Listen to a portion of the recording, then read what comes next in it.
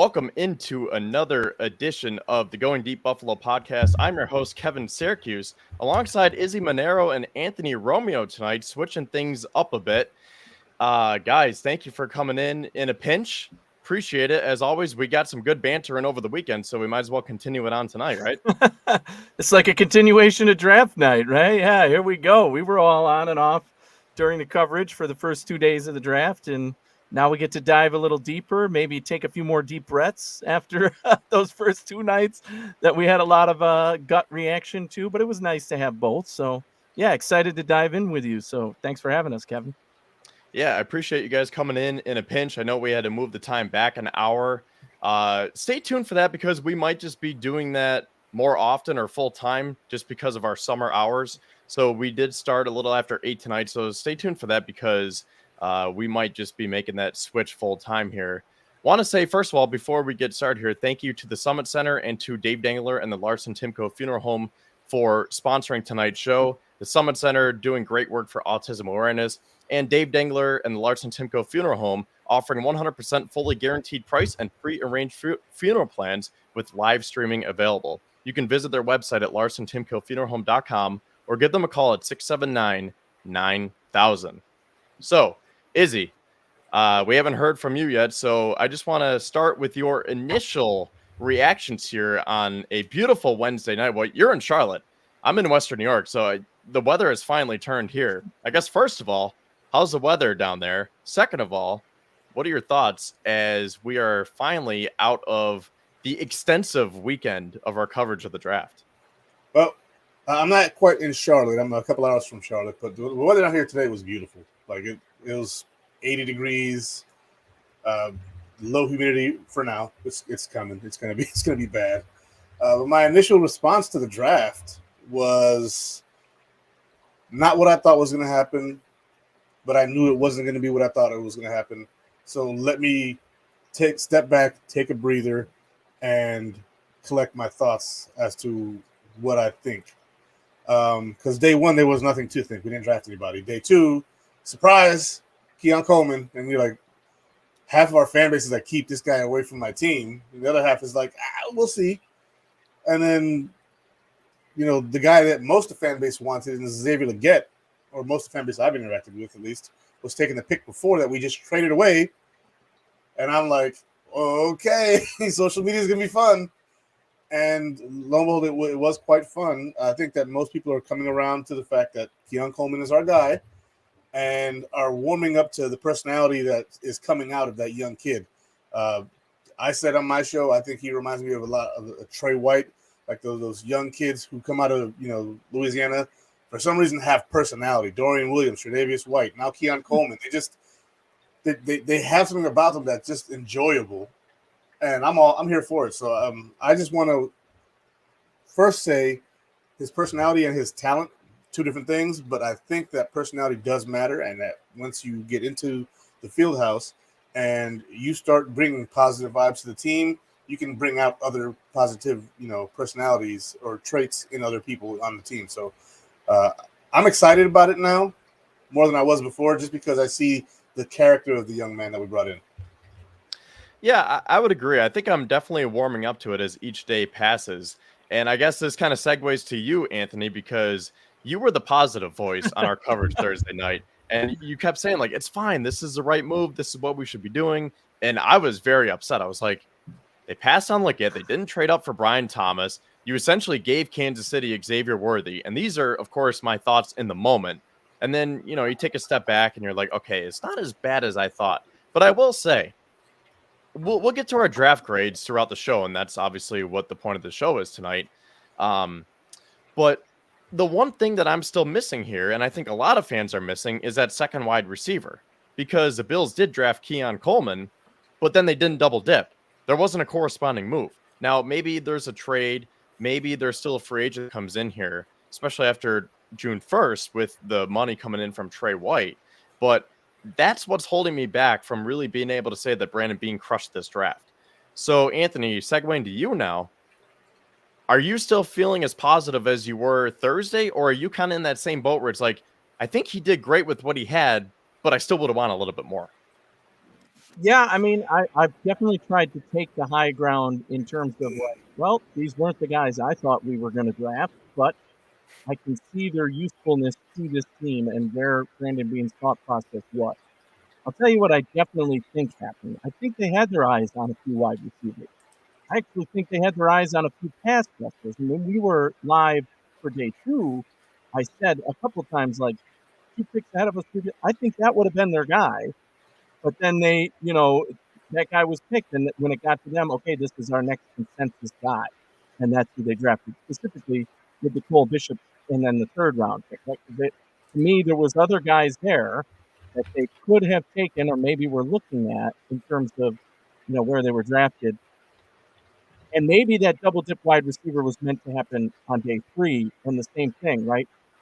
Troy Franklin, the rest of the wide receivers that were there, as Walker from UNC, those guys were probably at least looked at. We know the Bills did work on them, and then they were taken probably just before where the Bills were willing to go, and maybe Brandon Bean tried to make some trades and just couldn't, and we're never going to hear about that, right? So I think he might have tried to do some things, and they wished it could have fallen a little differently at times, but overall, the haul makes sense.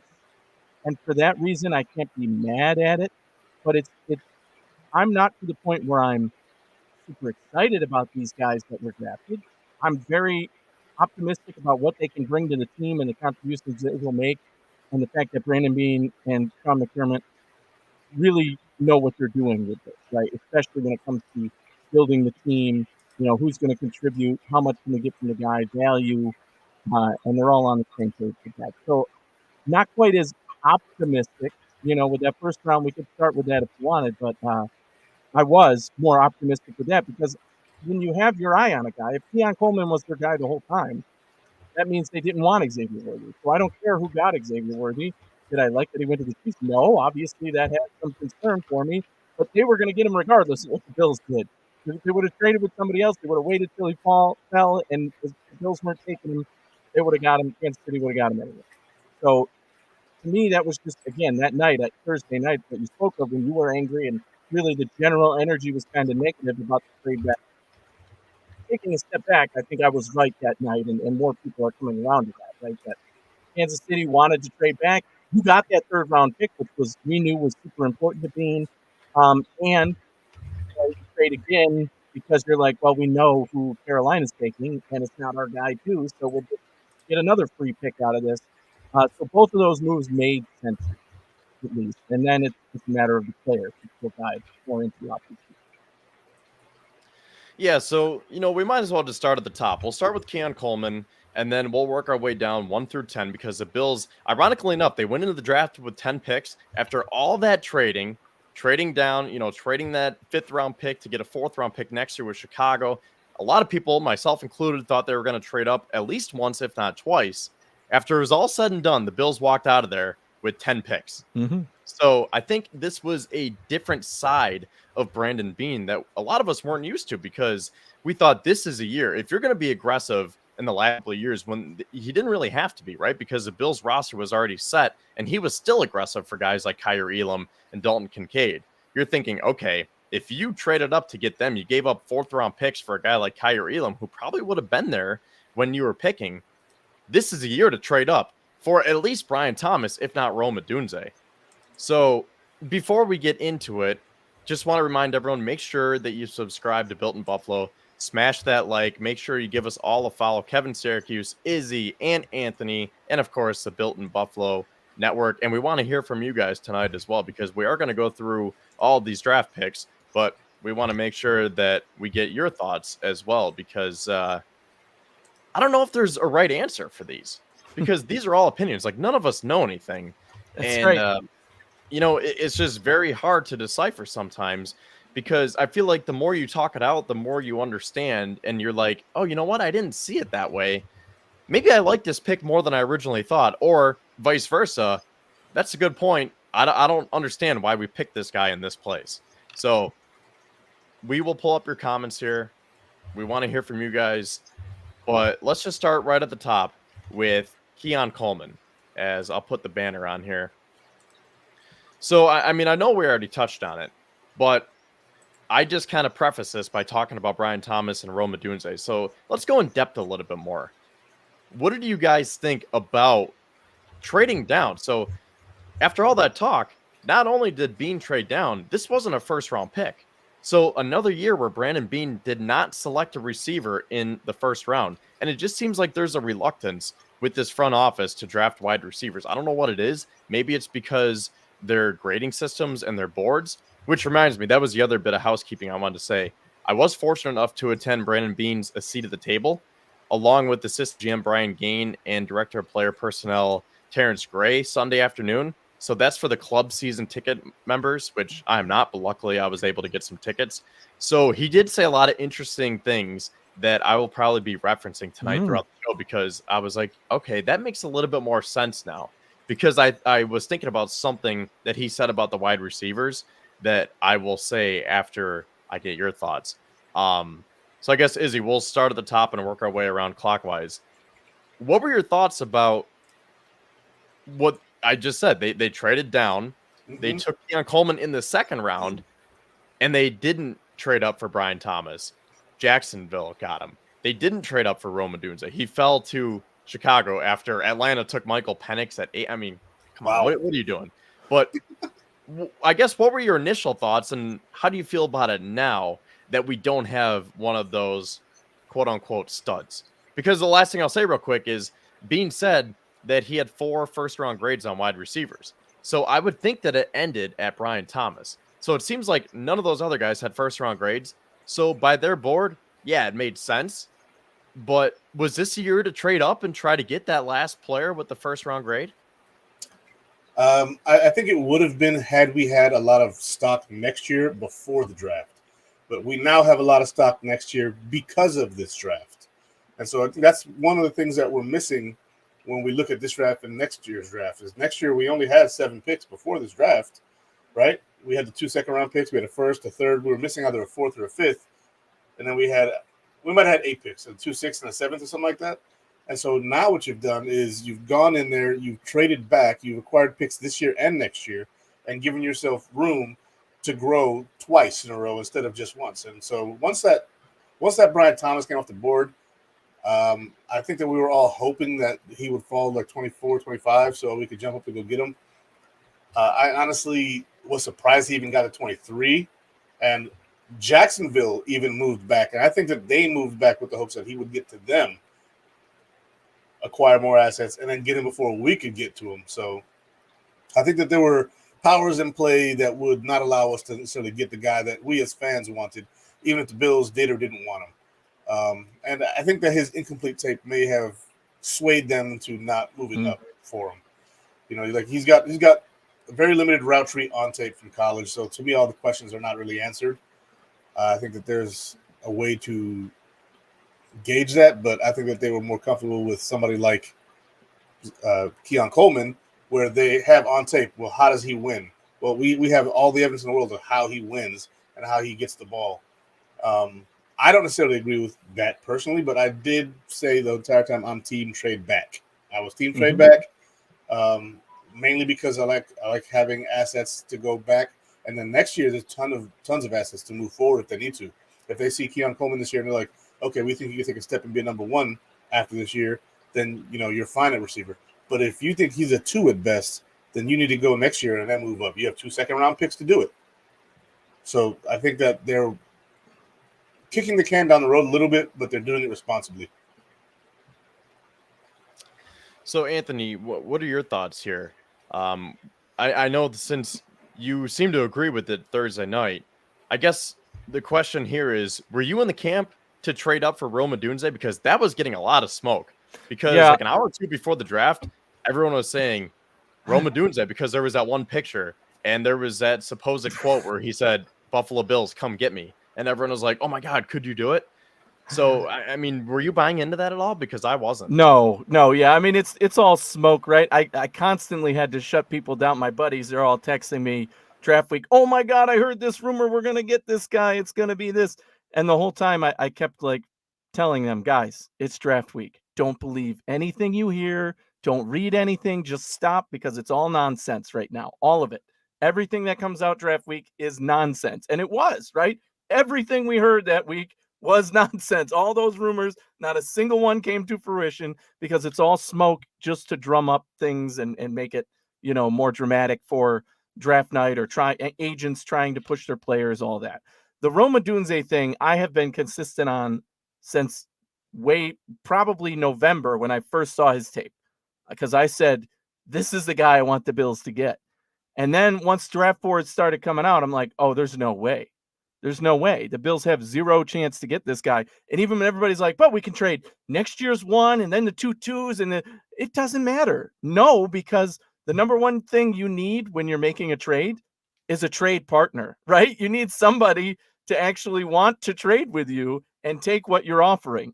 And I kept saying the Bears at 9, because that's, again, the one that a lot of the experts said this is the Bills' chance to trade up and get him. And I shook my head and said, you just drafted your quarterback number 1 overall. If Rome Odunze is sitting there at 9, you're taking the dude. There is zero offer that you are going to accept for Rome Odunze when you just took your rookie quarterback. Now you have rookie quarterback and Rome Odunze as your wide receiver 1. And you have that team is absolutely stacked, obviously, now. But obviously, you need somebody to be willing to take your offer. And I was consistent across the board that no matter what the Bills wanted to offer, no matter how much they wanted Odunze, it was never an option for them. It just simply wasn't. You want to give up 5 1s, they probably still would have said, no, thank you, right? So you can't just say the Bills could have. Now, with the Brian Thomas, my hope was if he fell somewhere within 5 picks of the Bills, that they could trade up. The problem was, because we didn't have that other third, the price of trading up about then was a third. And we didn't have a third. So what are you going to do? You got to get creative, give them our second, we take theirs, and then we do something. It would have had to be something that we didn't have collateral-wise. So I was team trade down going into draft night for that reason. But Brian Thomas Jr. was my hope. I wanted that guy. That was who I wanted. But I also said all along with him, there's no way he's there at 28. It's impossible he will be there at 28. If he falls to 23, maybe we could trade up and get him. But I agree also that I think Jacksonville knew what they were doing. Jacksonville said, this is the guy we want. We're going to trade down. We're still going to get him because Buffalo's not going to come up. The other thing that didn't work in the Bills' favor on draft night was 15 offensive players going in the first 15 picks, right, was all offense, right? So the teams that were picking in the next range were all like, that's our number 1 guy. That's our number 1 guy. That's our number 1 guy. They're not going to trade down. So you never had the option of, well, we want to go up and get him. I think they were genuinely interested in Brian Thomas Jr., but they couldn't pay the price, and there was just nobody who was willing to do it, and Jacksonville was keeping an eye on that too. So they knew that that's who Jacksonville wanted, and Jacksonville knew who that's who they wanted. So Brandon Beane did ultimately the right thing, saying we're not going to get this guy. Our next pick is Keon Coleman. Like you said, we only have 4 first-round wide receivers, and none of them are it. And of the next group, even though we had our pick of the litter, Coleman was the guy. So they just took capital. When you look at it that way, that's the smart thing to do. You can either take your guy this pick or take him 5 picks later and get 2 extra picks. And that's ultimately what Beane did. So that's why I was happy draft night. It didn't work out the way I wanted. And it probably didn't work out the way the Bills wanted, but they still got the best guy and added the capital that they needed going forward. So it ultimately was a positive for Brandon Beane in terms of what was the real options in front of him. So people can talk all they want about Odunze and Brian Evans Jr. It just wasn't happening for the Bills. It's that simple. There wasn't anything we could do about it. Well, the last thing I'll say about Rome Odunze is I was never on that side of things because I was like, look at what the Bills are doing here. They're trying to, as much as I want a Rome Odunze, right? He would have been great as that stud wide receiver. And the Bills did have the capital, but I didn't think that they wanted to give that capital up because they traded Diggs. They're saving $28 million next year. They're admittedly trying to get younger. That's what Beane said on Sunday, that they knew that they had to get younger by getting rid of some of those older players.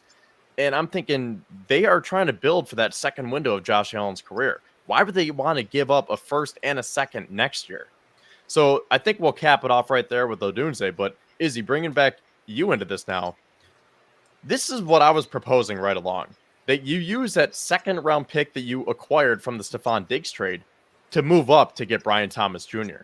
Because that way you're being semi-aggressive. you're not selling the farm to go get a Dunze, but you're still getting someone who I thought was just a prototypical stud wide receiver who could be an immediate impact player here for Stephon Diggs as Josh Allen's wide receiver 1. And he could be his running mate for the next 5 to 10 years as long as you can extend him. And that would ride out with the rest of Josh Allen's career. So I said, you know what? That way you still have a first, you still have a second next year. But as long as you have that extra second, why not just try to move 6 spots up, trade with Philly at 22, and try to snag Brian Thomas before someone else does? And sure enough, Jacksonville took him at 23. So the more I thought about it, I was like, I don't know, is that a little bit too rich? Would you rather trade day 3 picks? But I was like, still, like, I don't think I want to back off that, because I said right from the beginning, use that extra second that you got from Diggs to replace that wide receiver 1 with the new wide receiver 1. It's essentially an even draw. So, Izzy, would you have subscribed to that? Would you have given up that extra second to try to get Brian Thomas? I know you just said that you were team trade back, but does that at all entice you? So for the reasons that you said, no, because I don't see him as a wide receiver 1 yet. I don't have enough information about the prospect in order to decide that he's a wide receiver 1. The route tree, I still don't know anything about other than the 4 or 5 routes he ran in college. I don't know if he's going to be able to run the full NFL route tree. And the Bills like to use the entire NFL route tree. Gabe Davis struggled with a lot of that route tree. And so I think that going after who they went after, they still got the size and the contested catch ability of Brian Thomas, but without the cost that it would take. I don't think they want to give up that second round pick next year. Next year is supposed to be another stacked draft with weapons. And, they tend to draft a running back every year or every other year. They tend to draft, offensive linemen in the 3rd, 4th, and sometimes 2nd round. I think they're probably done with the whole 2nd round offensive lineman thing. That hasn't really worked for them, but the 3rd round's been pretty good to them. The last 2nd round offensive lineman that worked for him was Deion Dawkins. So when I'm looking at the pattern in which that they like to operate, the weapons that they get are usually 2nd rounders that work out. James Cook, for example. They like to go forward with as many assets as they can. So that way next year, if they can move forward, they will. But I wasn't really a BTJ guy either. I wasn't a Keon Coleman guy. I was on, once we let go of Diggs, the next closest thing to Diggs in this draft to me was Ladd McConkey, and he went 1 pick after we went, which let me know that what I thought was potentially the plan was not the plan. They didn't want that type of receiver anymore. They're looking for something different. And so at that point, I submitted the fact that I don't know where this offense is going. Mm-hmm. And so I don't know what the hell they want. And so because of that, I just took my brain and I said, you know what, unplug and just let it happen. I'm glad you said that, because I wanted to hit on that after this last point that I make here. So I agreed with the trade down with Kansas City. As much as it stung to trade with your arch nemesis here, I was like, okay, you know what? You get a 3rd round pick. And that 3rd round pick ended up being Dwayne Carter, who's a defensive tackle. And oddly enough, the captain. Yeah. But aside from that, what has been the bugaboo here holding the Bills back in the playoffs? They haven't been able to get pressure on Patrick Mahomes. And I was like, man, that could be a good omen that Kansas City gave you.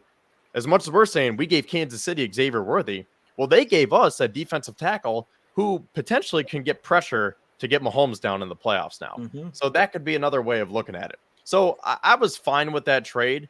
The one that got me, though, and I know you guys talked about him, Xavier Legette. I mean, he was right there at 32. That's your guy.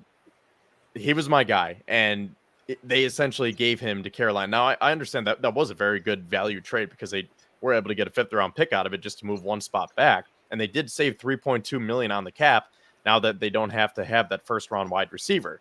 So I think it was a smart business move, but that tells me that Keon Coleman was their guy all the way. So I was really questioning why they didn't like Xavier Legette after they had him in on that private workout. They talked him up a lot. Josh Allen mentioned his name. He was a media darling, at least on Twitter. So let's just speak on Xavier Legette real quick before we get into and finally finish Keon Coleman here. So did that bum you guys out? Did you want Legette at 32 like I did? Yeah, I mean, during the live cast, we definitely said that Legette was an option there, and that is who I thought they were. I said that's who I think the Bills want. and that's who I think they're going to pick today, whether it's at 28 or 32 or wherever. That's who I thought they were going after. So when they made that initial trade down, I'm like, oh, see, you can have Xavier Worthy. We got a 3rd round pick, and we're still getting our guy. And we talked about We'll take that the other Xavier live. Right? Exactly. But I think ultimately what it came down to with Legette is a couple of things, right? Well, we don't know. We're speculating. It could be the skill set. Maybe they didn't want that kind of guy, but you could argue Coleman and him are similar in some of those ways. So I would say the big thing to me, what stood out was the consistency wasn't quite there, right? It was only the 1 year coming on. He faced a lot of inferior opponents that the teams beat up on when he had his good games. And ultimately the age factor, right? So Keon Coleman's a lot younger, 21. More experience in terms of, starting and playing and consistently at that level. I watched some of his tape from his first year in college, which I guess was, like 3 years ago. When was he at Michigan State? Anyway, that was, you could see some flashes even then. And now you look at him and he's stronger, bigger build, obviously, as he grew. And I think that's ultimately the Bills saw that projection and his age and his development going forward and said, this is a better curve for me to be on than a Legette who kind of came here and now he might have reached his ceiling, right? Because he peaked, he jumped, he didn't incline, he jumped, right? And maybe that's what scared them away. That's, again, speculation on why they didn't go Legette, because I really thought going into the day that is who they wanted, and that was the skill set they wanted, that was the body type they wanted, that was who Josh Allen wanted. But it turns out half of that wasn't even true, right? So the other part I wanted to go back to, by the way, I mentioned that because those offensive picks were all 15 in a row, defensive guys fell. Brandon Beane probably called Philly, like you said, and said, hey, man, I'll give you next year's second. I'll give you the second we inherited, Minnesota's second, which is going to be a high second, to come up and get our guy, BTJ. That's who I wanted, remember? And Beane, but the problem was Philly said, yeah, that sounds really nice, but following the Philadelphia Eagles, what was one of their biggest fallbacks on the season? They couldn't tackle. They had terrible cornerback play at times, right? So they needed to upgrade that without a doubt, and they did in the first 3 rounds, right? So, but that pick was Quinyon Mitchell, the best dang cornerback in this draft by most people's standards. So, yeah, 1 or 2. But so that's what I mean. You called Philly, and they were like, there's nothing you can give us to not take this pick. This guy's making our team better. And if we don't take him, Jacksonville's right behind us. They're going to take him. So we have to take him, right? And so I think that's ultimately what happened. And same thing with the next call and the next call, or whatever other calls they took. Obviously, BTJ went off the board. But I do think maybe they were trying to also call up about one of the edge players, a Jared Verse or whatever. They wanted some of those guys. Verse went earlier. But, still, they wanted some of those guys. Let's say they had 5 guys that they're like, these are the guys we're willing to trade up for. They just couldn't make it happen because of the way the board fell on draft night. Those teams that were in the trade range were just getting their guy too. So not to go off the rails and back up a little bit, but I wanted to get that in because I do think that's important. Beane probably did make that call for BTJ and said, this is right where we thought we could get him. If we trade with you, we'll give up our 2 next year and we're in great position. We get our guy, but it just couldn't happen. And then Jacksonville ultimately took him. And that was probably the end of the first round grades for Beane because he said he only had 20 something first round grades. It wasn't 28. So we knew then he was trying to trade down and he did. But yeah, so there's a lot with Xavier Legette versus Keon Coleman that I think, again, we're only speculating, but I think those factors that I mentioned in the beginning of this might have come into play. The age, the experience, the overall contribution.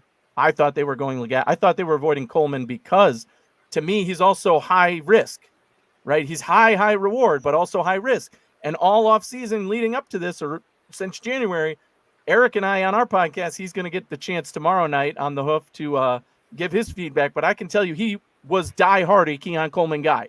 And he was bitching his butt off after night 1 of the draft. And I told him, we're going to end up getting your guy, Keon Coleman, that you've been begging for the Bills to take in round 1, if not trade up for. And sure enough, that's ultimately what happened. And the reason he was all for Coleman was because of the skill set. He felt like just the big body, the hands was better than any of the wide receivers. But to me, again, that risk of Coleman only going off what people who know football better than I do say, right? They watched the tape and said, he's too much of a risk. He can't get open. So I said, take him off the Bills board, because the one thing the Bills cannot do is miss with a guy who has 50% chance to not be that guy. I want a guy who's 80% chance to be good and 20% chance. Of course, there's always a risk. And I felt that BTJ was that level, right? Contribute now, plenty of growth. I honestly believe he will be a 1 in this league. He's going to have the growth pattern. He can contribute now with his speed down the field.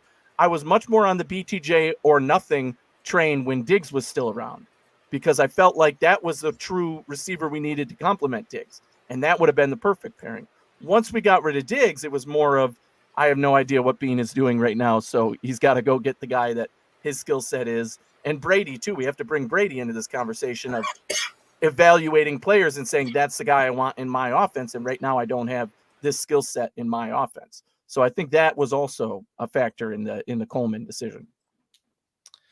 Yeah, so let's see. There's a lot wrapped in here, so I'll try to make it as concise as possible because we have 9 other picks to talk Yeah, about. right. We still haven't gotten to this. We could have a whole show on Keon I Coleman. know, right? But you know what? That's what the offseason's for, right? Because what else is there to talk about over the next few? Well, we'll have the schedule coming out over the next couple of weeks. That'll be fun. Yeah. Yeah, and then obviously training camp. But yeah, so again, I'll just try to keep this quick. I thought that Xavier Legette was everything that Keon Coleman is, but then he has that freakish athleticism and that speed to him where I thought he was, I don't want to say a clone, but I saw him as like the future AJ Brown and DK Metcalf combined into one. And I was like, this guy just seems like a freak that you would want to get in your offense because he can do so many things. And I think Joe Brady would be able to work with him really well because you can get that yak from him. And I guess transitioning to Keon Coleman now, that's one of the knocks on him. I mean, he can get the yak, but like you guys said, the biggest knock was that he doesn't have that speed and he can't separate. So I thought if Joe Brady wants a wide receiver, you want a guy who has speed and can separate and can get open at will, because it just doesn't seem like this is a Joe Brady type of wide receiver where it's like, hey, we're going to throw you a 50-50 ball, and we're hoping that we're going to use your height and you can use your basketball background and your ball skills to try to come down with this. It just doesn't seem like that's what Buffalo Bills offense has come to. But I guess my rebuttal to that would be, well, they did sign Curtis Samuel. Let's not forget. They do have Khalil Shakir, and they do have other pieces. But I don't know. So, Izzy, going back to you now, what are your thoughts on that? Just passing on Xavier Legette, going with that bigger guy in Keon Coleman. And while you do that, I do have his RAS score here that we can pull up because Xavier Legette had a 9.9 RAS, which is one of the best scores in history since RAS became official in 1987. Did he do all the pieces of it, though? Some of those guys skipped certain portions in their RAS calculation. I'm not sure. I can check while Izzy's talking here. Yeah, I remember hearing that. Keon Coleman didn't do the agility stuff. I know that he had a 9.12. So right. Yeah. That's cool with me. Keon Coleman is a body control wide receiver. He's a guy who's going to go up there and he's going to contort himself in whichever way is necessary to keep his opponent away from the ball and put himself in position to catch the ball. That's what I saw on tape at Florida State. I really enjoyed the tape once we got the pick, and I knew it wasn't my guy, and I had to see if I could find anything that was, to love about the guy. And the fact that he boxes people out, it reminds me a lot of Keenan Allen. I like the way he plays and his subtle route changes. He does get separation. He doesn't get a lot of it, though. And so when you have that much of a wingspan and you have that much of a catch radius, I think that the separation thing is a little bit overblown now that I've watched an extended amount of tape. I didn't watch as much tape as I would pre-draft until after we get the guy. And now he's my business, right? He's not like, if they're not somebody I'm looking at the Bills drafting, like Keon Coleman wasn't one of those guys. I watched some tape on him and it was like, all right, decent, but later in the draft. Once he is now somebody that I need to focus on because he's a Bill, and I actually sat down and I broke down what I saw, and extended him out. Like that LSU game, he was murdering LSU. Like that was like he took them apart nearly single-handedly. Mm-hmm. Mm-hmm. Travis just needed to put the ball up there, and Keon Coleman was just dominant against Syracuse, which I actually watched that game live because I'm a Syracuse fan. And I was hoping that we'd win that game, and we did not. We did not win that game. We got destroyed. And just that catch up across the middle, and then his explanation of how he does those things. And he basically said, when the ball's in the air and I go up and go get it, I black out. And basically what's going to happen is going to happen. That whole let it come to you mentality is something that the Bills, I believe, covet, because they don't want you thinking. They want you reacting. That's something that Sean McDermott's harped on since he's been here. I don't want these guys thinking. I want these guys reacting naturally. It's like, I don't know if you guys are Dragon Ball fans or not, but, you know, he goes into ultra instinct when it's time to catch that football. He's just up there. That's mine. Yoink. Thank you. And whatever happens once I hit the ground, I'm back in my thoughts. But until then, it's me, my hands, hand-eye coordination, and that's it. There's no thought process. Make it happen. And I love that response that he gave. Like, I really don't know what happens when I get up there. And I think that's one of the problems with Gabe Davis. He thought about it a little too much. Mm-hmm. And to me, Keon Coleman is not a replacement for Stephon Diggs. He is a replacement for Gabe Davis. And if you look at him that way, he is an improvement over Gabe Davis. Mm-hmm. To add to that, too, it carries through his feet, which I don't think with Gabe was the thing. He catches with his hands, but it carries through with the next motion he has to make. He can get the yak after he makes the catch just based on where his body is and that body control that you mentioned. It carries through to his feet. From his hands to his feet, he catches the ball, he makes a move with the ball, and that was what I noticed on tape too. So he uses the ball, his catch point, and which direction the ball and he are moving to decide where his feet are going next. Exactly. So caught it over here, need to drag this foot through, and then I can keep running up the field. And the fact that that's instinct is what's impressive, right? Yeah. It just happens. Yeah. The last thing that I'll say about Keon Coleman, and then we'll have to get moving to the next player here with Cole Bishop. But as much as I just said that Keon Coleman doesn't seem like a Joe Brady type of receiver because he's that big body, go up and make the tough contested catch. He's not the speed separator or that savvy route runner like a Ladd McConkey. Like we were thinking going into Friday, I was like, even I was thinking, I wonder if the Bills are going to get McConkey here because he does seem like a Joe Brady type of receiver. But on the flip side, you can make an argument that this is a Joe Brady receiver because, to Izzy's point, I think of him as an upgraded version of Gabe Davis because he's physical and he can help on the run blocking game. So then I got to thinking, I wonder if this is a tell that the Bills offense is going to continue to do what they did well at the end of last year and not make Josh Allen drop back 50 times. And instead, they're going to get the run game going. And James Cook is going to be a factor. Aaron Kromer is going to coach up the offensive line, especially with the draft picks that they selected on Saturday. So as much as Keon Coleman doesn't seem like a wide receiver in a Joe Brady offense, he really might be the perfect receiver because he gives an added element that I don't think some of the other receivers had. Did you bring that comment back up? Shakir as number one? So I don't know if I see Shakir as a number one wide receiver. However, if he's gonna take that leap to become one, grabbing somebody like Keon Coleman is the move to make that happen. You get him another guy who is fresh off the draft, probably not ready to be a number one, but if you have someone waiting in the wings, similar skill set again to Stephon Diggs, but a little bit bigger. Khalil Shakir, ultimate route runner, especially in the short and intermediate, catches the ball, but Shakir gets yak. He doesn't go down like Diggs does. He gets yak. He catches the ball and he's up the field. So very possible that you have two yak specialists now on the team. Another good point here, you mentioned the run game. Watch the film. He is a mauler in the run game.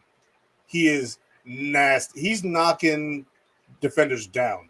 Linebackers, DBs, not linemen, but linebackers and DBs, he's taking them out of plays. Like they are on the ground and he's standing over them. Like what are you gonna do? He's a strong dude, that's for sure. I mean, you could see that in his build on the field and off, obviously. He's a monster run blocker. Monster. The other stat I wanted to throw out there, we were talking about comparing him to Legette and all that I found most interesting post-draft that I've watched and listened to and all that was on Joe Marino's show, Lockdown Bills. He had a guest, and I can't remember the guest's name. That's on me. But he talked about wide receivers in general in the draft. And over the last few years, what is the feature of a wide receiver that is the most linked to their success in the NFL? Like, this guy was a sure thing, but he fell off. This guy had this problem. The number one consistent thing that good wide receivers in the NFL had, whether they were drafted in round 1 or round 5, was body control. And without a doubt, Keon Coleman was number 1 in body control in this draft. I don't think anybody would argue that. But he super body control. So again, when you're talking about, to me, that skews what I said earlier of he has a high ceiling, high floor, and people who know this stuff were saying he's a 50-50 chance of being a failure or a success. It's almost like Bean was already playing chess when we were all playing checkers. I said that on draft night too, right? The rest of the league is playing checkers. Bean said, I know what sticks with wide receivers, and it's body control, and this is that guy. So you go ahead and take the fast one, and you go ahead and take, the guy who runs the best routes. But we've been there and done that, and those guys don't always work out. And in fact, this is the guy we know can contribute now and build for his future. And I think maybe that ultimately, again, post-draft, when I heard that really lit up my eyes to say, wow, maybe this is the guy who's going to have the most success in this draft class. Well, the last thing I'll say about Keon Coleman is, to that point right there, I think we all really hope that Keon Coleman works out, because he seems to have a great head on his shoulders, a great attitude, great personality. I mean, some of those videos that we've been seeing, his press conferences, all of it, like that could sometimes trump a diva mentality like Stephon Diggs, because Diggs got to the point where he was all about himself instead of the team. And Coleman is like, someone tweeted this, he's like a 9-year-old trapped in a 20-year-old's body. Like, he has that 9-year-old mentality where he's like, I just scored 3 imaginary touchdowns. Oh my God, the crowd goes wild. And I'm like, dude, did you just get drafted in the like in the NFL? But I love it though. He's like a little kid, and I think that could go a long way. And what Brandon Bean talked about Sunday is that sometimes they look into the mental aspect of it and they say, who can translate the best at the NFL level? Because there's a lot of, just signal calling that has to go into it, where they say, okay, the college offense might be too simplistic. Who is going to transition well into the NFL and be able to pick up on the play calls and blitz packages? And you're going to have to listen to Josh Allen call out the plays. And who's going to be able to pick that up and say, okay, this is what I have to do on this route. This is what I have to do on this play. And who's going to be able to do that smoothly? So maybe that's some of the things that we don't really know, when we say, oh, well, why'd they take Legette, or why'd they take Coleman over Legette? That's probably a good answer right there. What's so fun is so many people who are not football fans have reached out to me about, like, did you see Keon Coleman's press conference? And I'm like, of course I did. I was watching it live. Oh yeah. But they were all like, oh, he's so fun. And I like that he talked about his jacket coming from Macy's. And then with the video, my favorite was when he went onto the field and he just is like, oh, we're going to run to the other side. Touchdown. I'm like, Keon Coleman, I put it on my Facebook that, like, I reposted it and said, Keon Coleman just did what any one of us would do if we could go on the field, right? Like, I'm running for a touchdown. Yeah. The big kid, man. Yeah, it was just awesome. You can't not like the guy. That's for sure, right? Based on his personality coming into the room. You can't say, oh, I don't like this guy. I don't think any of us could say that. I think that's the person you'd want to give him a big hug, just based on that personality. So, Anthony, I believe you have to take off for a few minutes. Yeah, I'll cut out for a minute and I'll be right back. Sounds good. So Izzy and I will continue to talk about the Bills draft picks, and we'll go a little bit faster here now. I mean, but arguably, and rightfully so, the first few picks are the most important. Not that the other picks aren't important, but we're going to have more to say about Keon Coleman than we are Travis Clayton, just naturally. So those picks can become important if they kick ass on the field, but as of right now, you're starting behind the curve. Yeah, so let's go to Cole Bishop here. Ooh, and I think this was my favorite draft pick, Now, I do have some bias here because I did mock him to the Bills, but I think for how he fits into this defense, it just screams Sean McDermott player right here. Like, it seems like Cole Bishop has been born to be a Buffalo Bill. Just the way that he can play multiple positions on the defense, and he's tough. He can be a free safety. He can be a strong safety. Scouts say that he's best when he's lined up closer to the line of scrimmage. I just think that he has that tough, gritty mentality that's going to translate very well to the Buffalo Bills defense. And this is actually what I said here. I wrote up a mock draft. So I said, Bishop is a very intriguing prospect as he is versatile, has great instincts, and plays with a high motor. He can play free safety or strong safety, although scouts say he is more effective when he's closer to the line of scrimmage. Regardless, he's a great tackler and has great coverage abilities as he shows good route anticipation. And on top of all this, he's incredibly athletic as his 9.86 RAS score ranked 15th out of 1,000 safeties ranked since 1987. So this dude seems like a complete dog. And again, I think he can be that Swiss Army knife for Sean McDermott and Bobby Babbage. Yeah. So I both agree and disagree with your sentiments. I think that he is the perfect safety for Sean McDermott's scheme, but I don't think he's the prototypical Sean McDermott safety. Most of Sean McDermott's safeties come in late rounds, and he turns some guy who's not supposed to be nothing into something. What is Sean McDermott going to do with this athletic freak specimen that he hasn't had since Brian Dawkins in Philadelphia? Like, that's what this is now. Like, they brought in Poyer and they brought in Hyde, and those guys were not really known that well before they came to Buffalo. Poyer was coming off of a ruptured spleen or lacerated spleen or something like that, and Hyde was the jack of all trades, linebacker, safety, corner, you need a spot plugged on defense, you plug it with Micah Hyde guy. They hit free agency, Buffalo brings them in, and all of a sudden they're all pro safeties and the best tandem in the NFL. And those guys are a 5th and a 7th round pick. You give this guy a 2nd round pick with that athleticism and ability and the youth to be able to mold him into whatever you want. The potential for Cole Bishop is ridiculous. It is through the roof because he's got that 4.3 speed. He is incredibly fast, especially for a safety. I think it's 4.43 if I'm correct. 4.45. Yeah, well, here's his RAS score. Yeah, so 4.45 40-yard dash for a safety is crazy fast.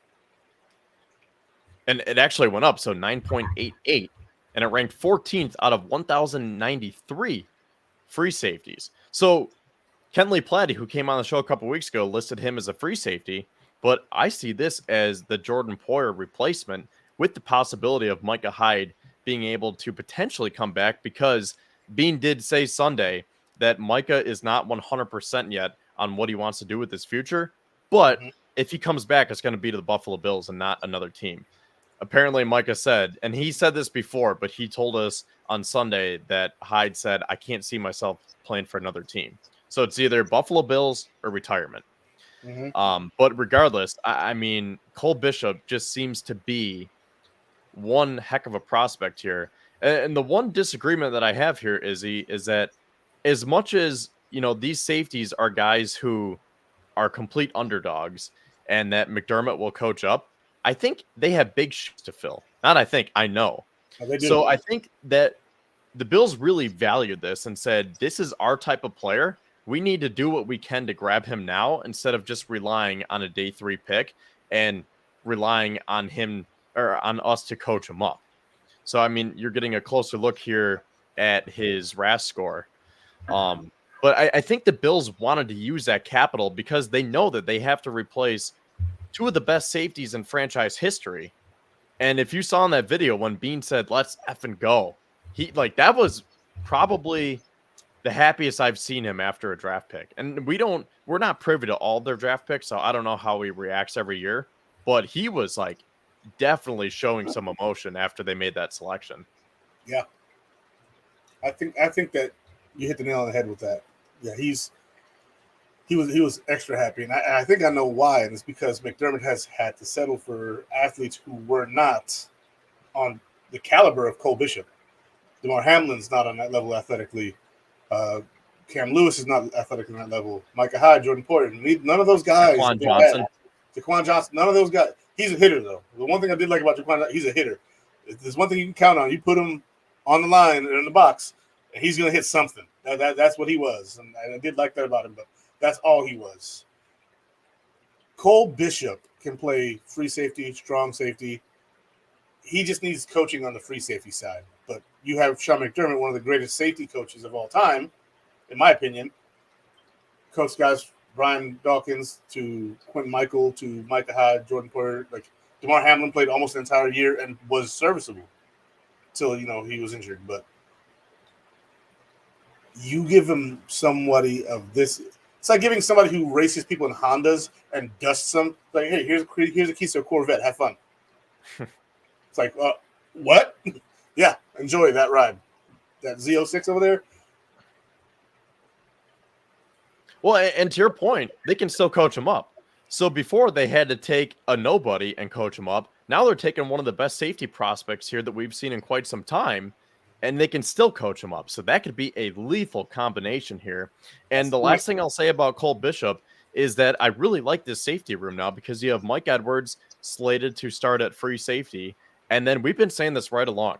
They signed Taylor Rapp to that 3-year, $10 whatever million extension. That is safety 2, safety 3 money. So based on that contract, that tells me, hey, you can start when needed, but if you get beaten out by this expected rookie that we're going to draft, then you're going to get paid like a backup safety who's going to have to be ready to come in and play. And we know how hard hitting it is and how many injuries the Bills sustained over the last couple of years. So I would expect, as much as it probably won't be a rotation like the defensive line, I would expect all three of them are going to play. But I just really like how they rounded out this safety room. And again, Micah Hyde could still come back in some capacity. Yeah, I agree. Taylor Rapp's contract was, I think, $14 million, and like 10 of it was guaranteed. And there's an out in his contract after the first year. So it's really a 1-year deal. Keep your job or don't. And then Mike Edwards is strictly a 1-year deal. Excuse me. So I think that one of those two guys, I think they're giving two guys, veterans, a chance. Lock down your spot, and the rookie takes the other. And that's just the way it is. It's basically that scene in The Dark Knight where Joker's, got the guys on the ground, and he snaps the pool stick and has like, we're going to have tryouts. That's what he's doing with those two older safeties. And then you have the young kid who's basically the prodigal son of the future at safety. I just want to confirm the Taylor Rapp contract because Spot Track has it at that 10 point. That's the guarantees. Let's see what. Oh, okay. So it was worth up to 14.5. Yeah. Okay, so that's what it was because it says Taylor Rapp signed a 3-year, $10,625,000 contract with the Buffalo Bills. But then the other one that I was looking at says 3-year deal. There it is, worth up to 14.5. Yeah. And so his guaranteed money is only $3.6 million. That's how it's only a 1-year deal, basically. And then they can use the option to accept the next year. But he's got certain incentives that he has to meet to make it the 14 point whatever. So it's up to 14, but the 10 is basically the entire value of the thing if he gets no incentives, which if he starts at all, he should get some. Yeah, so, I mean, I'm really happy with this safety room. I feel a lot more confident now. And let's not forget, they did re-sign Cam Lewis. DeMar's still there. Say what you want about that. But I think there is good depth to this room, and we don't have to worry as much. I still think that wide receiver is the one position that maybe we don't need to worry about, but that's the one question looming over. Because before, it was like, okay, what about safety? How are we going to replace Micah Hyde and Jordan Poyer? I think Taylor Rapp can be a nice supplement. Mike Edwards was a nice signing, but are we set there? Now, I think we are officially set at safety. I wouldn't say that about wide receiver. So I think great job by the Bills to snag Cole Bishop when they did.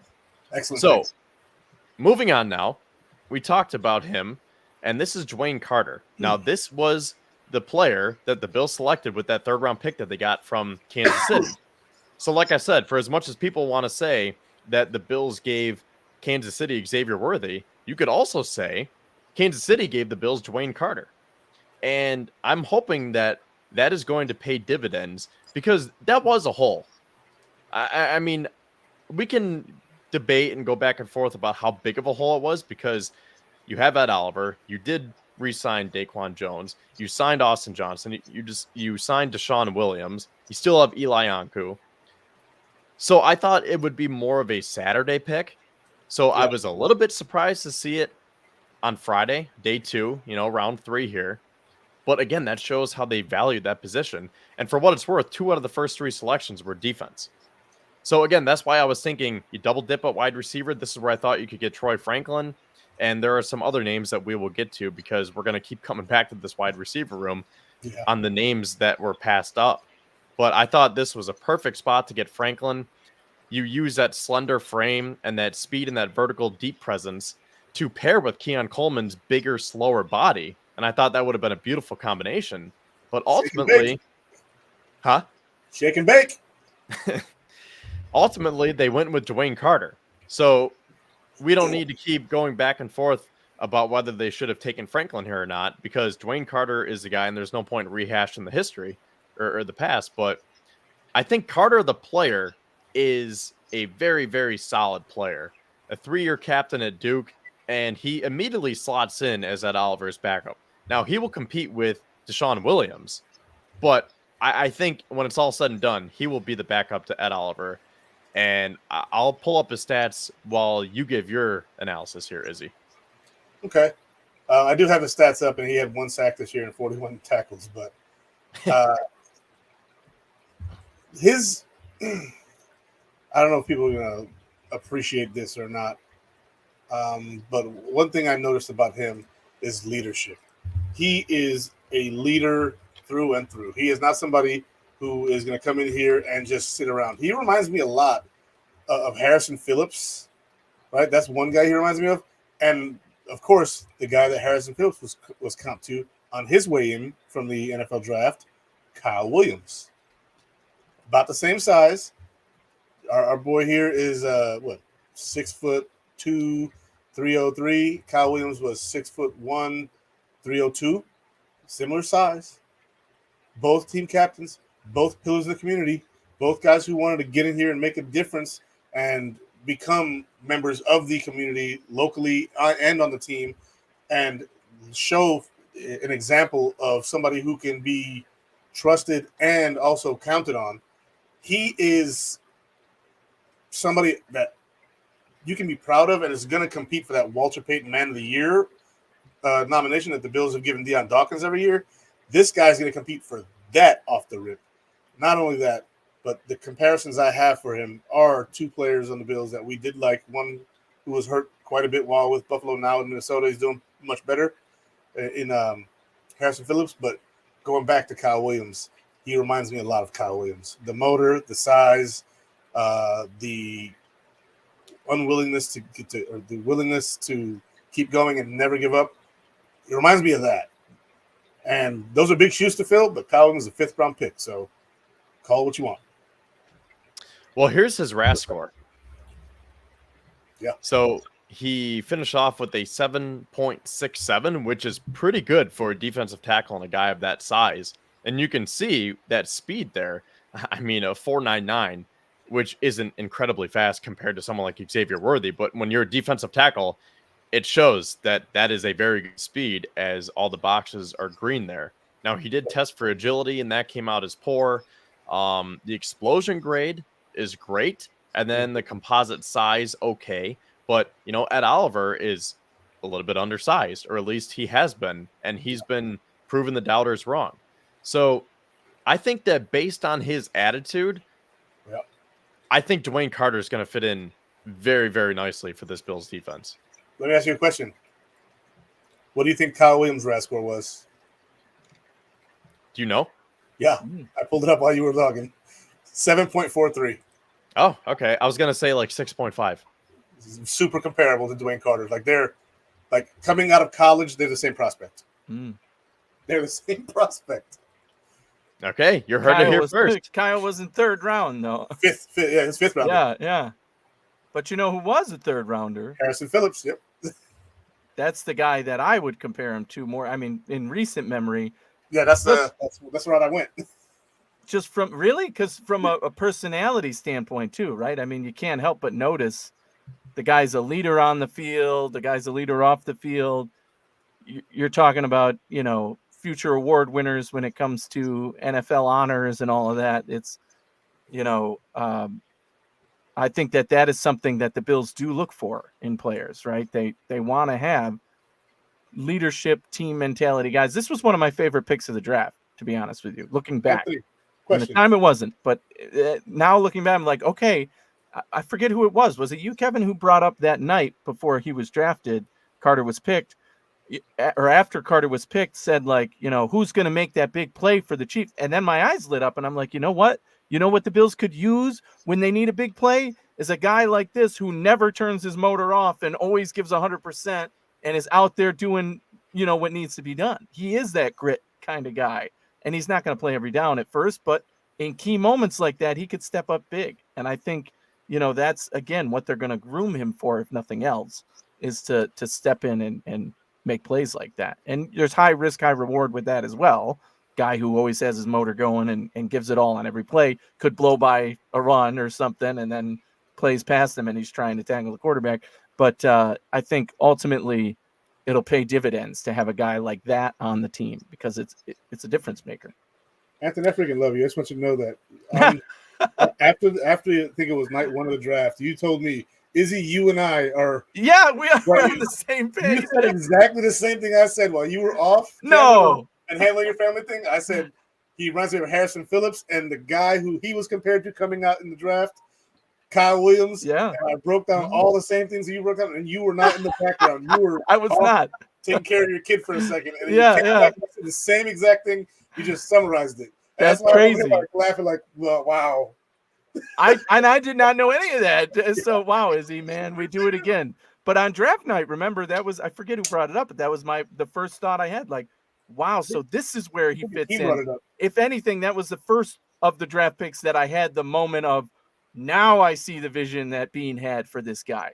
And that is the moment, right? That's the vision that Bean had. This is the guy we need for those big moments, to be the guy on the field, to tackle the quarterback or at least get in his face when we need it most, because he's going to give 100% no matter what. And what we saw on our defensive line play is not exactly that 100% of the time, right?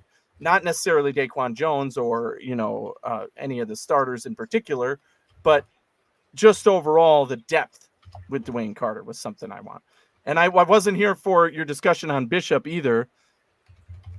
I like Bishop as a player, but just to give you my 2 cents on it, not my favorite pick in the draft. So we talk about Coleman being like, make the fit. He wasn't the guy I thought they were going to pick. They did. I love the Dwayne Carter pick, my favorite pick. But the Bishop one, number one, going safety in the second round. I said it live on the show. You're making him have to contribute. You're putting so much pressure on this guy because we know that Sean McDermott can turn a 7th round safety or an undrafted guy into a star. We're confident in that. He's done it over and over again. So investing that much capital in a position where we know that Bean knows and McDermott know how to get it done, to me, puts a lot of pressure on that guy to contribute now and to be a factor now as well as later. So the Bishop pick, although I like the player, I was kind of like, why are you picking a safety here? This guy better be an absolute superstar Hall of Famer, because if he's not a Hall of Famer, you're putting too much capital into this guy already for this team right now. Like I told Izzy, I agree that Sean McDermott can coach up an undrafted free. I mean, look at Cam Lewis for that matter. They can coach up a guy like that. But at the same time, you're trying to fill Micah Hyde's shoes and Jordan Poyer's shoes, both of those guys, unless Micah Hyde comes back. Now, I understand you signed Mike Edwards and you brought back Taylor Rapp. But the point is, I think they really valued this and said, okay, if we're going to go to that next phase of Buffalo Bills football, we want a proven commodity here who has that resume, and then we can still coach him up. So I think they just really valued that, because they said we need to have a stud in our defensive backfield here. Like, we need to go get the safety of the future to replace 2 of the best safeties in franchise history. Yes. But you said it. It's got to be a stud. If Coleman only ends up being a 2, Coleman is a home run pick, right? If Coleman only ends up ever being wide receiver 2, he's a home run pick. at that point in the draft and to trade back for him, all that, you succeeded. To me now, Bishop, you need to be just that elite level to be worth it. You need to be a home run pick. And I don't know how he lives up to that other than being a Hall of Famer. You can't have 3 good years, then you're Hall of useless. This Famer? was a waste. An absolute Hall of Fame. They're putting the pressure on him to succeed in this defense and bring this defense to a new level. Just like you said, Sean McDermott could have turned a 7th rounder into a good player. So if a good player was a 7th rounder or beyond or whatever, now you're investing a 2nd round capital. The what could have beens are going to matter a lot more for that pick than they would other picks in this draft. Every other pick in this draft, including Coleman, who was picked ahead. So to me, that just puts the pressure on this guy. Like, you need to succeed beyond expectation to be a good pick in my mind. Because, yeah, I mean, I don't think year 1 he's necessarily going to be a starter, or maybe he will, or play a lot of snaps or anything. My expectations aren't there. They're going to probably teach him the system, and then next year he's absolutely has to be a starter.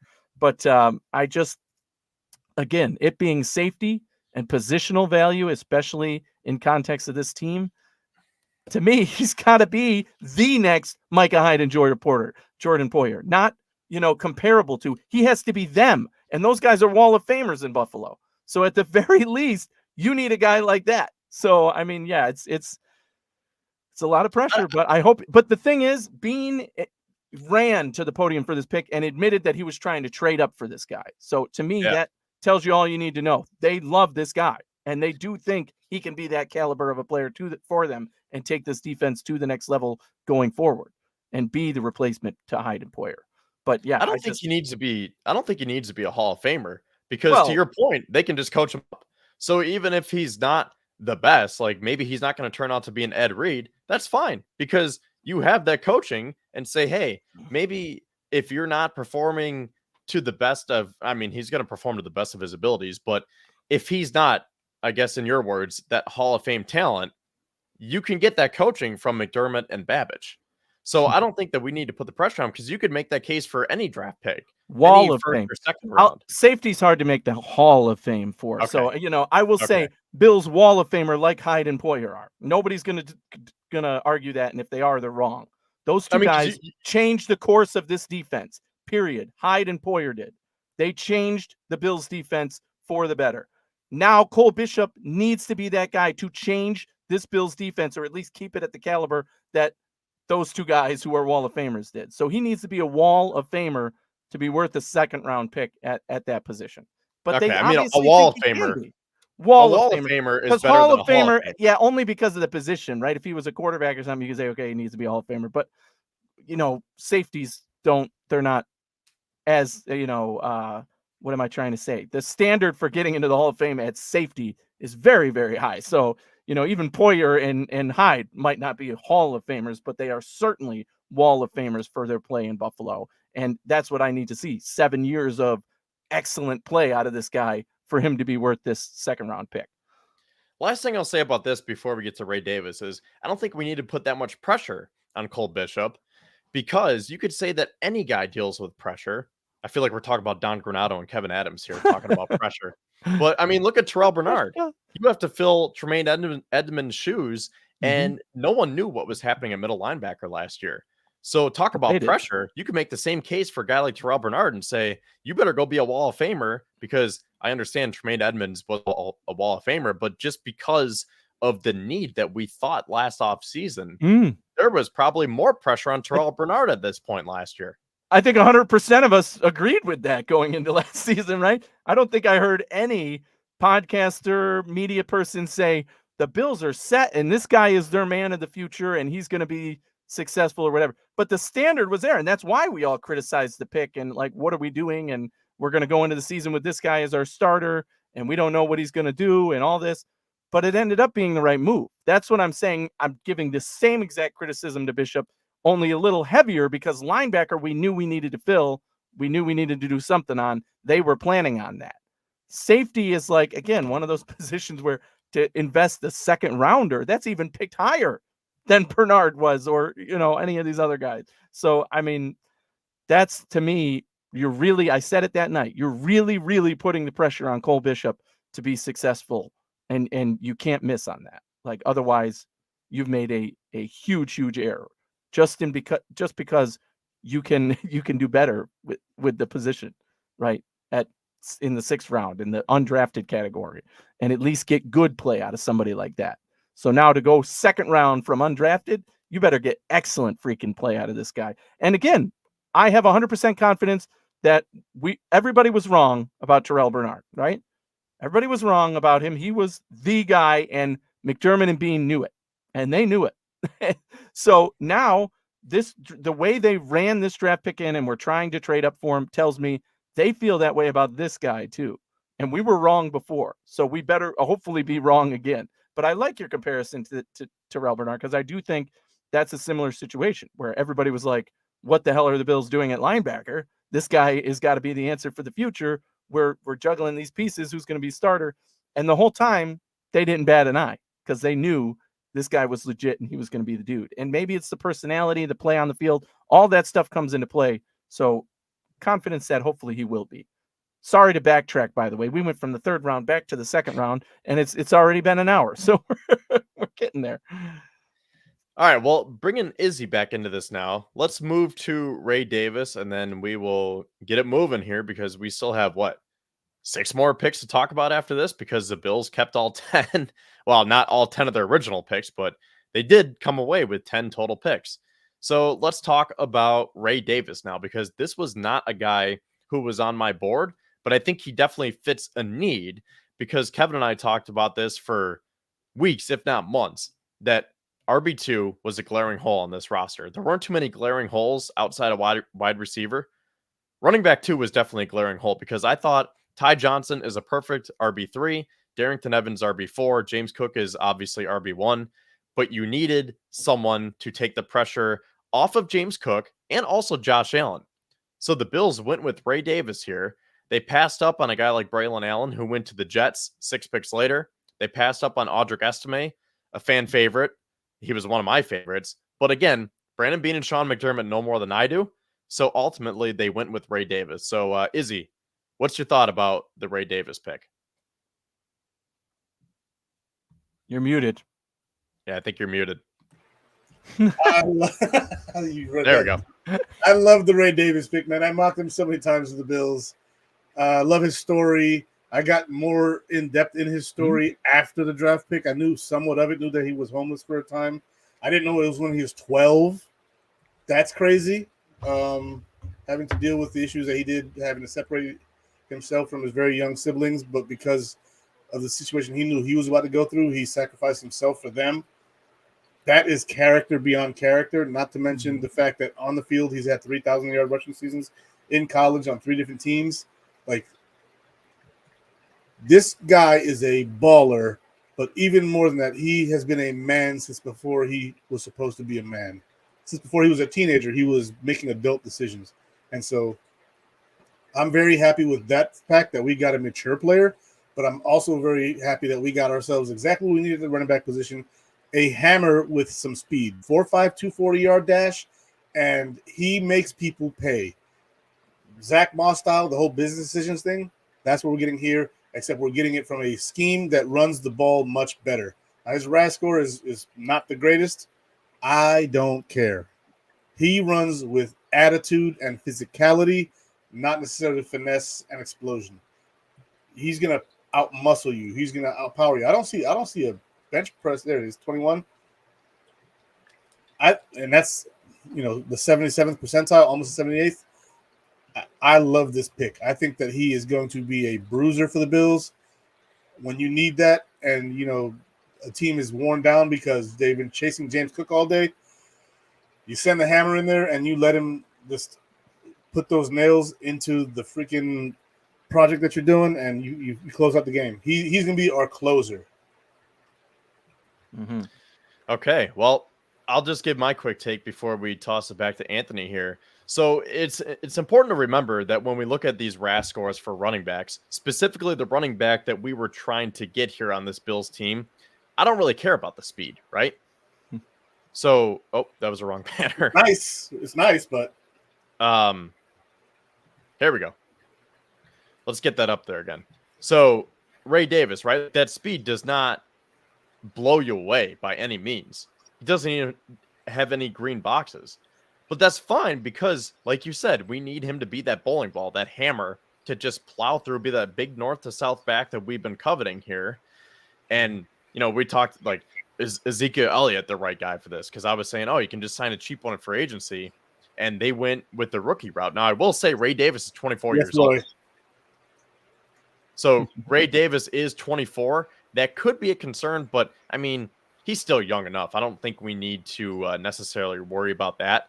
The one knock that I saw on him, and the one knock that I had just looking at it from a surface level here, is his size. As you can see, that height of barely being 5'9" is a very poor grade.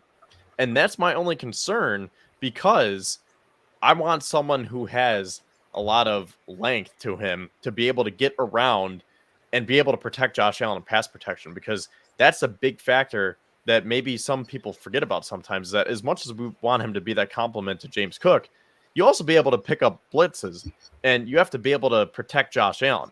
And if you have shorter arms or just a shorter frame in general, only being 5'8", 5'9", I just want to make sure that he has the strength and the length to be able to protect Josh, because when I was reading up on him, they said that was one of the things, that he's not the best in pass protection.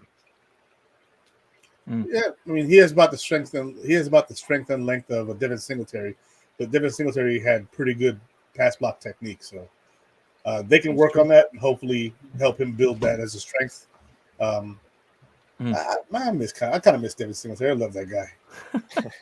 But to me, the upside with Ray Davis is his pass catch ability, right? The fact that now we know what purpose he serves on this roster. He's the bruiser back. We needed a guy to be the bowling ball bruiser type back to complement a James Cook. Now he's not some huge body who literally just falls forward for a yard. He can make a play still, right? But the fact that he can still catch is awesome, because it adds a piece of the Bills defense we didn't have necessarily last year or the year before, where now it's like you put that backup running back on the field and it could still be the same pass play that you just saw. It's not necessarily, oh, this guy's on the field, it's likely a run play going this way, that way, whatever, right? So the defense now has to read that. And there's another layer with his pass catch ability that mirrors that of James Cook to say, maybe they're not passing, they're not just handing it off to this guy to let him run. He could be running a route and getting a pass from Josh Allen and getting a quick play out of this, or being the safety valve to Josh Allen. If the other guys are running routes and they're covered, he can just dump it off to Ray Davis, and Ray Davis is going to make a play because, he's built like a running back and knows how to play through contact and all that, right? So there's benefits to that part of the quick play offense that I think upgrades the running back position from a pass catch ability for sure, without a doubt, I think. And then, yeah, obviously the runs. You talked about his story. I think that is something that resonates. With me personally, I like his story, not because I was ever homeless, but because I think that with a lot of these guys, their college careers, especially with NIL now, they're constantly told that their shit don't stink, right? And they might come from humble beginnings, but they didn't go through humble college and all that. And, I think where Ray Davis comes from, there's a level of maturity and experience that comes from all of us from just living our lives, right? And a lot of the spoon-fed, narratives that come from being you're the star, even in high school or whatever, and you're going to be a superstar, and then in college, yeah, we're going to send you to the NFL. A lot of that comes with this ego inflation. And when you have that type of life experience, you will always be humble and you will always approach it. There's nothing that comes Ray Davis's way from a football standpoint that is ever going to fluster him, because he's been through way more important stuff than football and on the field stuff, right? So that is the type of guy, just having that experience, that knowledge, that maturity on the field and in the room, in the locker room. I think that's something that the Bills could use, right? They could use his ability, and that's something that McDermott and Bean also were attracted to him with. I didn't know that about Ray Davis until he was drafted by the Bills, and I saw his story, and I said, wow, this guy is special just for that. His age, yes, a little up there, but running backs have an expiration date anyway. You don't sign a running back to a second-year deal, or a second deal. So you just take him for the 4 years and thank you for your service. Yeah, right. So, yeah. So, I mean, I really, really like this pick. especially looking more into it that way. All right, so let's keep it moving here, and let's do the last 6 in 2 groups of 3. Just because, there isn't as much to say about these guys, and I realize that we are going past 9:30 here, which is great. I mean, we've had a lot of great talks here. Thank you to everyone for tuning in tonight, and thank you again to our sponsors with the Summit Center and with Larson Timco Funeral Home. Make sure you subscribe to Built in Buffalo, smash that like, and give us all a follow on Twitter. So, all right, let's start here with Cedric Van Pran Granger, and then along the lines of trying to pronounce these names, we'll just call him Eddie, which is what they're saying. Eddie Ulofoshio. YOLO for show. YOLO Foshio. Yeah, YOLO for show. And then Javon Solomon. So I think this was a great value round here in round 5 for the Bills, getting these 3 players. So, Izzy, we'll start with you. What was your thought on these 3 fifth-round selections here? All right, so I'll try and keep it brief because we are, using a lot of time here. But Cedric Van Pran Granger, I think, is a potential starter. Maybe not this year, maybe next year, but maybe this year and into the future. I had him as a 3rd-round pick.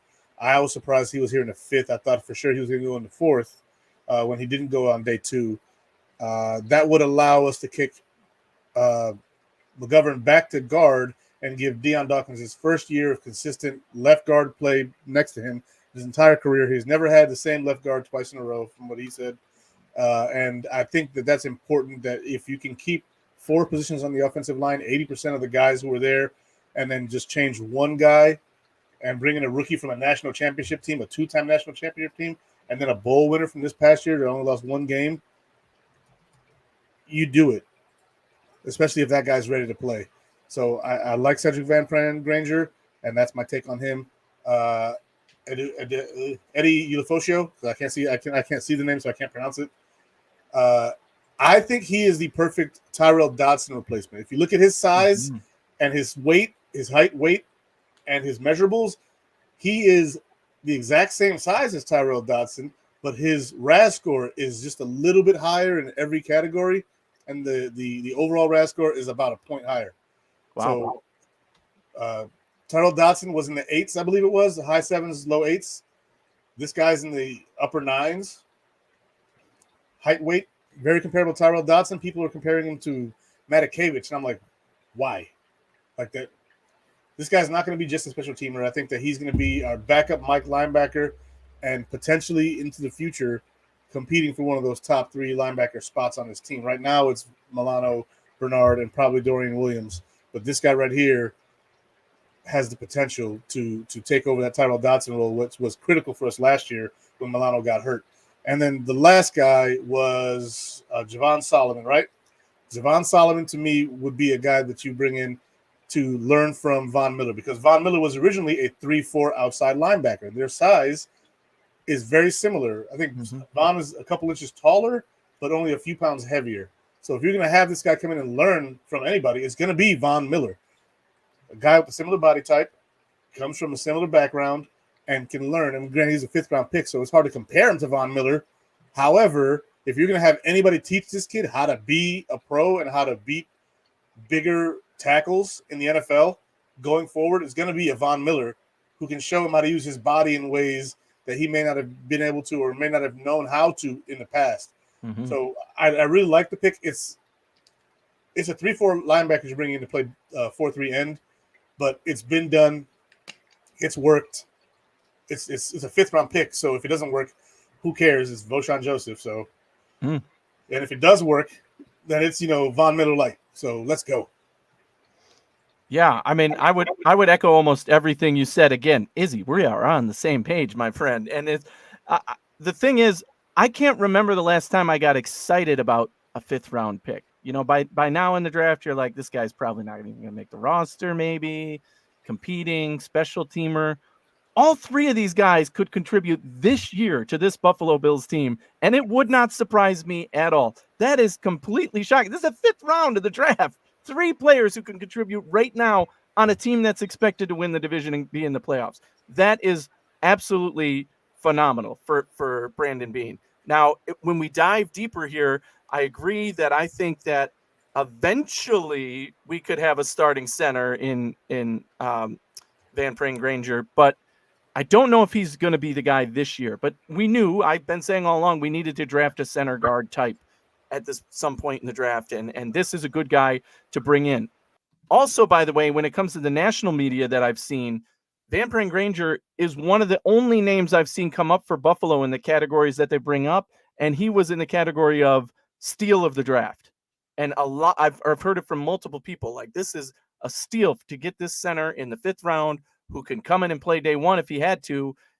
So if the national media is saying stuff like that about him, that gets me even more excited for this 5th round pick. But you definitely immediately see the potential impact of drafting him in that spot. Then you go to Ulofoshio, who, as a linebacker, again, taking it in post-draft, people are saying this was one of the most athletic linebackers in this draft class. It wasn't a deep linebacker draft, but to get one of the most athletic guys in the 5th round, and again, a position of need that is going to likely be on the active roster, and maybe not playing a lot of snaps, hopefully, but on the active roster in the 5th round, lock for the active roster, and a guy who can actually compete. That's something to be said. And with the last pick, 100% on board with what Izzy said. This, to me, was a very calculated move by Brandon Beane. Brandon Beane talked to Von Miller and said, we want the guy who's most like you and can do things that you can, and you can mentor 100% from the angle of what you know. Not, oh, this is a defensive end or this guy plays this position. He looks like you. He moves like you. I've seen the tape of like him doing the Von Miller patented moves, with his feet and juking out offensive linemen. So to me, that 100% this was without a doubt probably the most targeted guy in the draft for Beane. Beane came in saying, look, we studied all the edge players, and this is the one guy who's going to learn the most from Von Miller. We're getting this guy no matter where we have to take him. And it worked out for them that nobody else took them before where they had him ranked. And sure enough, he becomes a Buffalo Bill. But that is one that absolutely makes sense to me. So love all 3 of these picks. And how many, I mean, look at other people's drafts. The 5th round, we're talking 3 players who are absolutely making the offensive or who are absolutely making the opening day roster and can contribute. Absolutely. That's a damn good draft right there. Well, without repeating what you guys had to say, I'll try to give a different angle here about these 3 players before we move on to the final 3. I was wondering what you're doing there. Booker T, 5-time champion. So, first of all, with Cedric Van Pran Granger, he blocked for James Cook. And I think that can't be stated enough that I think the Bills, you talked about a calculated decision. I think they said, not only did this guy fall to us in round 5, he has experience blocking for our running back. Yeah. And if we're trying to improve the running game and get Aaron Cromer to coach this guy up and Joe Brady to continue on with the offense, this could be a bang-bang type situation here. And as much as he is a good run blocker, he got a lot better in pass protection as well. So according to PFF, 485 pass blocking snaps in 2023, 13 QB pressures allowed, but no sacks allowed. So Cedric Van Pran Granger did not allow 1 sack last year while being the center for Georgia. Now with Ulofoshio, I think that could be potential Matt Milano insurance because we don't know exactly where Matt Milano is at with his recovery. Now, Beane said they don't know. He doesn't want to put a timetable on it. So we don't know if Milano's going to be ready for training camp, preseason, the regular season. I think he will be. But we saw how they were literally down to AJ Klein coming out of his RV last year to come play in the playoffs. So I think they wanted to go get that athletic linebacker. And if you look at his RAS score again, he tested as one of the best linebackers in history. So look at that. 9.67, ranked 95th out of almost 3,000 linebackers ranked since 1987. So I think that is great depth and insurance. I think he is raw in some categories, but you know what? For a 5th round linebacker, you guys mentioned this. You have 2 arguably all pros coming back with Milano and Bernard, assuming they're healthy. You have Dorian Williams in year number 2. Let's not forget they signed Nicholas Morrow, who is a very solid veteran. And you still have Bale Inspector. So I think that was, again, a great value pick right there. And then finally with Javon Solomon, 16 sacks, which led the FBS. And to your point, Izzy, Brandon Beane talked about this. on Sunday, he said they view him as that 3-4 outside linebacker, but he has a knack for being able to get to the quarterback. So no matter where he's lined up, or even if he is undersized, I saw someone said that in the comments, is he undersized? Yeah, he might be a little bit undersized. He might be a little bit raw, but you think you get him in the weight room, you pair him with Von Miller, and give him a year or two to kind of polish his game up. And by the time Von is done, this could be, maybe I shouldn't say the Von Miller replacement, because theoretically the Bills would still have Greg Rousseau and AJ Epinesa. But I think this was another very smart pick here by the Buffalo Bills. I don't know if 246 is undersized, though. I mean, it's a smaller defensive end, but I wouldn't say undersized. Like, you see 245-pound pass rushers all the time. Von Miller's 250. Like, he's 4 pounds. Depends on the skill set, too. Are you talking about super athletic? He's not going to be a bull rush guy, that's for sure. He's going to be a juke the guy and get around him type of. He's going to have bend. He's going to have that bend like a Jalen Phillips. And when you see him on tape, that is what you see. You know, he's able to get around guys and use his body type to his advantage, which is a good thing, right? Yeah. To your point, too, on picking a linebacker like Ulofoshio, that to me is Brandon Beane and Sean McDermott saying, we're not losing that way again. We lost to Kansas City because we didn't have a linebacker who could play. We got a guy off the friggin' road, literally, like you said, out of his RV going on vacation.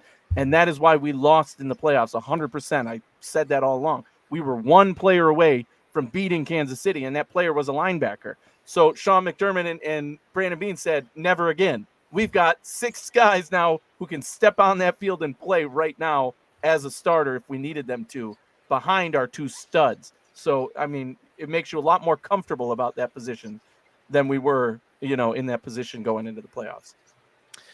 All right, so let's finish up with the final 3 picks here. So as you will see on the ticker, believe it or not, sometimes people don't realize we have the ticker going. So we're an hour and a half in. I hope you realize that we have all the selections down here.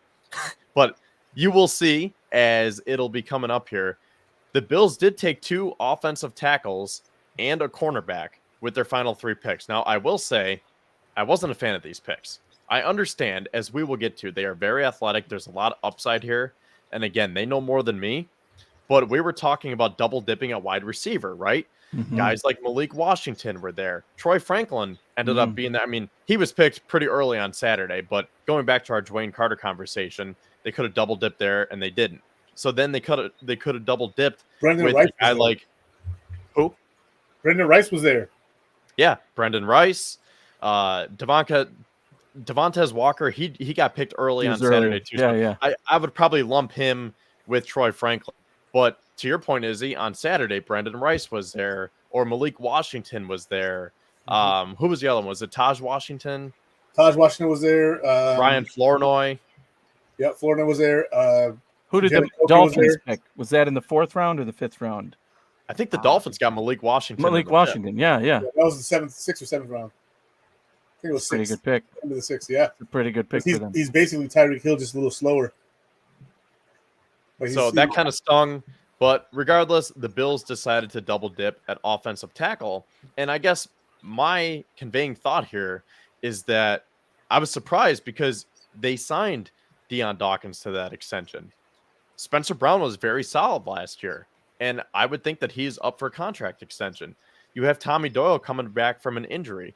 But aside from that, you still have guys like Ryan Vandermark, who they are very high on. Richard Garage has been on the practice squad, and they signed Lael Collins to a pretty healthy contract.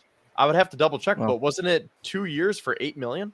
Well, up to, right? And that's if he becomes a starter. So I think it's more like, minimum deal to be a backup, but still expected to be on the roster guy in your what you're saying, right? Like, this is one of the key backups. We signed him to be one of the key backups.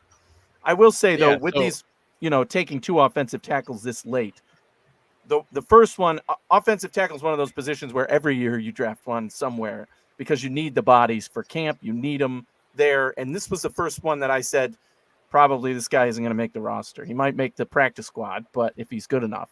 But zero expectation that Grable makes the roster. And, this could turn into one of those situations where he bounces around on teams and ends up playing against the Bills this year after we cut him. But, I'm not confident in that pick. And the other one, again, you haven't finished, but offensive tackle at the end is just because he was a free roster spot in my mind. They liked his athleticism.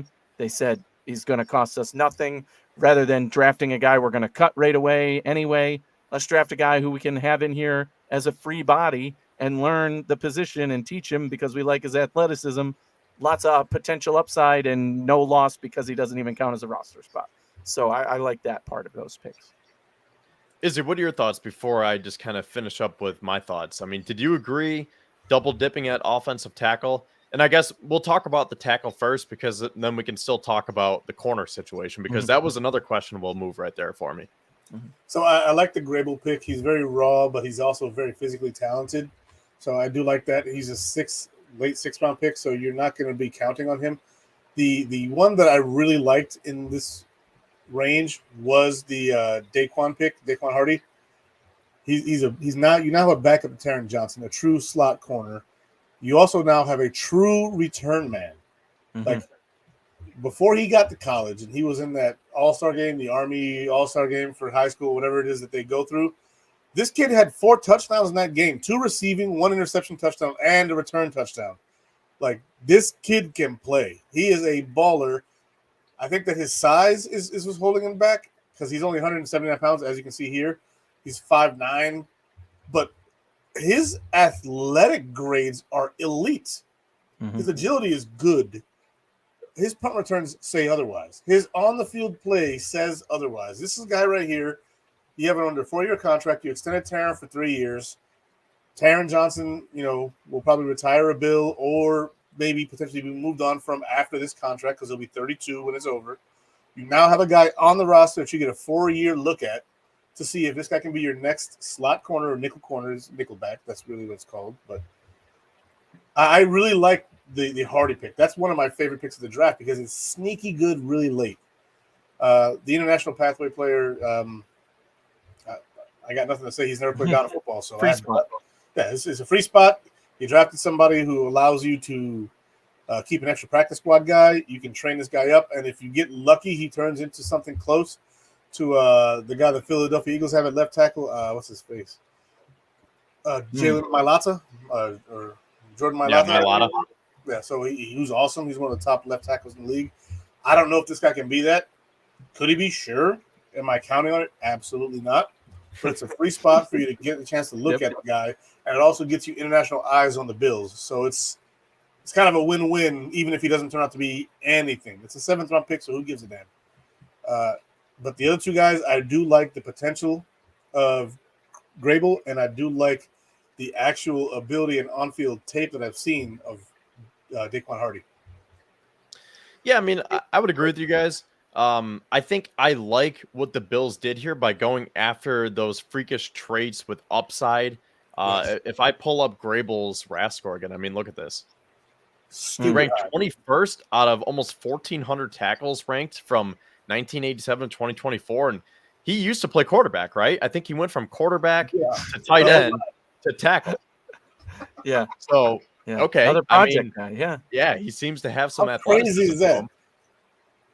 Yeah. And like you said, Izzy, I think Daquan Hardy is perfect for that role. He's essentially the new Saran Neal, right? And he provides a punt return abilities. But my only problem here is that... What's up? Don't you put that evil on me, Ricky Bobby. Saran Neal. That dude could cover nobody except Travis Kelce. I don't get it, and I'm not supposed to. So, well, my only problem with these was when they double dipped. Again, they might want to make the new Jordan Mailata here. They think extra roster spot. Let's take a gamble on these traits, right? He seems to have this crazy upside. And that's what Bean said. He said, we went after guys with a lot of athleticism. And he said that the theme of this draft was leaders and dogs. And he mentioned traits, athleticism, leadership, just all that stuff was wrapped in there. So I understand why they wanted to do it. But when we were live, we were saying, okay, wait a sec. You have guys like Dwight McLauthern, MJ Devonshire, Jarius Monroe, some really good corners. Because let's not forget, the Bills essentially have to replace Trey White still. Now, you can say that they already replaced him because they have Rasul Douglas. So you have Douglas and Benford holding the fort down. And then I think Kyrie Elam's going to take a big step this year. But you still have a hole as that 4th corner. And I thought that they could have gotten a boundary corner because those guys had, maybe not Jarius Monroe, but the first two had probably 5th or 6th round grades, and they were dropping. So I'm not sure if I understand gambling on another offensive tackle when you have, what, 7 or 8 on your roster now? And I know he's going to get a free roster spot, but I just thought it would have been a better allocation of resources to go get one of those corners who was like right there for you. I agree with that. But I think that at that point, the value in the mid to late 7th is getting eyes on the team from across the pond. I think that's all that is. See, like, I hate to be this guy because he could turn out to be great and I'll look like an idiot and whatever. I'll take it in 5 years. But I think that's a waste. Like, I don't see that at all. Like, he hasn't played football. He plays soccer and rugby, and you could have gotten a corner because they got very thin at corner last year too. So remember last year in the playoffs, you're down to Kyer Elam, and to Elam's credit, he stepped in and he had that interception against the Steelers. But to our point about what they did at the linebacker position, where they're like, okay, we should probably get some more insurance so we don't have to call AJ Klein to come out of his RV. I just hope there's another plan at outside corner because Hardy's going to fill in the slot. He's not an outside corner. So, I mean, I'll pull up the depth chart. Maybe there's someone that I'm missing. Counting on the Marcus Ingram. Yeah, I think Ingram. Exactly. That's what I was going to say. Ingram was one that they were super high on coming out of camp last year. And they said basically then, like, this guy is going to be a future part of our plans here because he's that good. Now, whether or not, remember, the Bills still have some wiggle room when they get that Trey White money, the $10 million. I think that's where cornerback might come into play. But also, this ties into two points that I wanted to make extra that we haven't discussed yet. Daquan Hardy as the return guy. Sean McDermott is on the competition committee. There's new rules for kickoffs. There's new rules for this stuff. And I think he has an edge there in saying, this is the type of guy we want, and this is why, because this really makes sense for what's going to happen with this new rule. And he got the big picture view because he's on the committee of why they should go in this direction. So I think a guy like Hardy with his skill set, he's going to play right now, right? Again, if the game started tomorrow, Daquan Hardy is a special teams player I want out there every special teams return for kickoff, right? So to have a guy this late, again, who has a very specific role on the team, that's a home run. And to see his speed on tape and to see him do it, I think he had like 14 yards per return. That's phenomenal. Like, you want that on your team. So immediate impact there, and I agree there's some depth at cornerback. Yes, he can play that role too, and it's a good to have depth, but he's mostly a nickel corner, like you said. The outside corner thing, the other big takeaway for the draft in my mind, loading up for next year makes so much sense because we have certain questions for next year, right? Offensive tackle. What happens if Spencer Brown has a crap year and we need to replace him? What happens if Spencer Brown has an amazing freaking year and somebody throws $25 million his way? We can't pay him that, maybe. They're like, look, we love you, but we can't pay you that, so thank you and goodbye, right? Kind of like we did with Tremaine Edmonds. What about the cornerback, Rasul Douglas? He's been great for us, amazing. Come in and really took the job by the horns. And maybe he does that again this year, plays just as consistent, but he's getting older. And you're like, okay, do we re-sign this guy? Not really, because somebody's going to pay him more than we want. We have the ability to go up and get whoever the heck we want next year. Whoever the heck we want. Number one guy as cornerback. Number one guy as a right tackle. Go get them. They're yours. We can get whoever the heck we want next year in the draft. And I think Bean knew that coming in, right? He said, you know what? I want to use next year for these key positions that we're going to need to load up on. Cornerback. We saw the cornerbacks in this draft. We saw the cornerbacks who are likely to come out next year, and we're more excited about those guys, so we should save it then. Right tackle. We saw that this was a deep tackle draft this year, but we didn't get one of the guys we wanted, and we have some depth just in case. But next year, if we need to, we could trade up and get the best tackle we got on our board. So the fact that they came away with so much capital and kept so much capital for next year, that second-round pick from Minnesota, we already have our first, the extra fourth, it is loaded to say trade up and get whatever you want, because you're still going to have, unlike this year where if we had traded up, it would have cost us future picks and capital. You can use the capital you have next year to make the move next year. You don't have to talk about giving up the future year's picks because you have all that there. And I think that's what Bean is thinking. Again, it's not just 1 year for him. He's up 3 years ahead of everybody, right? So he's got that long-term plan, and cornerback and right tackle especially, I think, play into it going into next year's draft. And wide receiver. If Coleman only ends up being a 2, you could go up and get the number 1 wide receiver next year. So I think to an extent, though, it's more of those first 2 positions I mentioned. That is why, I gave Brandon Beane a little boost post-draft of, you know what, all these positions make sense, we just discussed, but also the fact that next year is the Bills' year to do whatever the heck we want. That is a great place to be.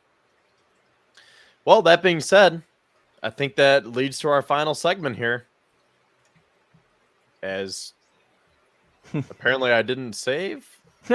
Okay, well, I thought there was a banner here created for it. But anyways, final grades.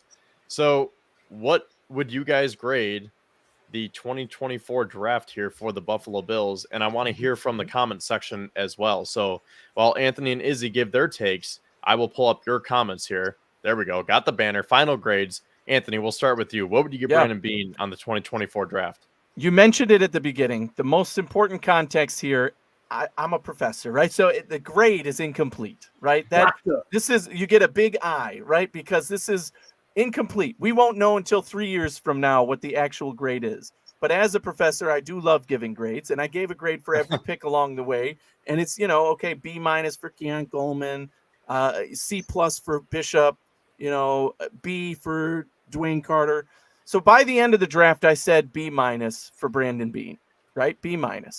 And then Brandon Beane came to me and met in my office and said, I'd like some extra credit for this because of X, Y, and Z. I think you might have overlooked, these factors that I studied hard for, and I knew this, and you graded this a little harder. And I said, you know what, Brandon Beane, you're correct. I'm going to give you the extra points. I'll take away the minus, and you're straight in the B zone for me. Again, I think my least favorite, or not even least favorite, my most worrisome pick is that Cole Bishop number in the second round pick. But everything else is like good enough.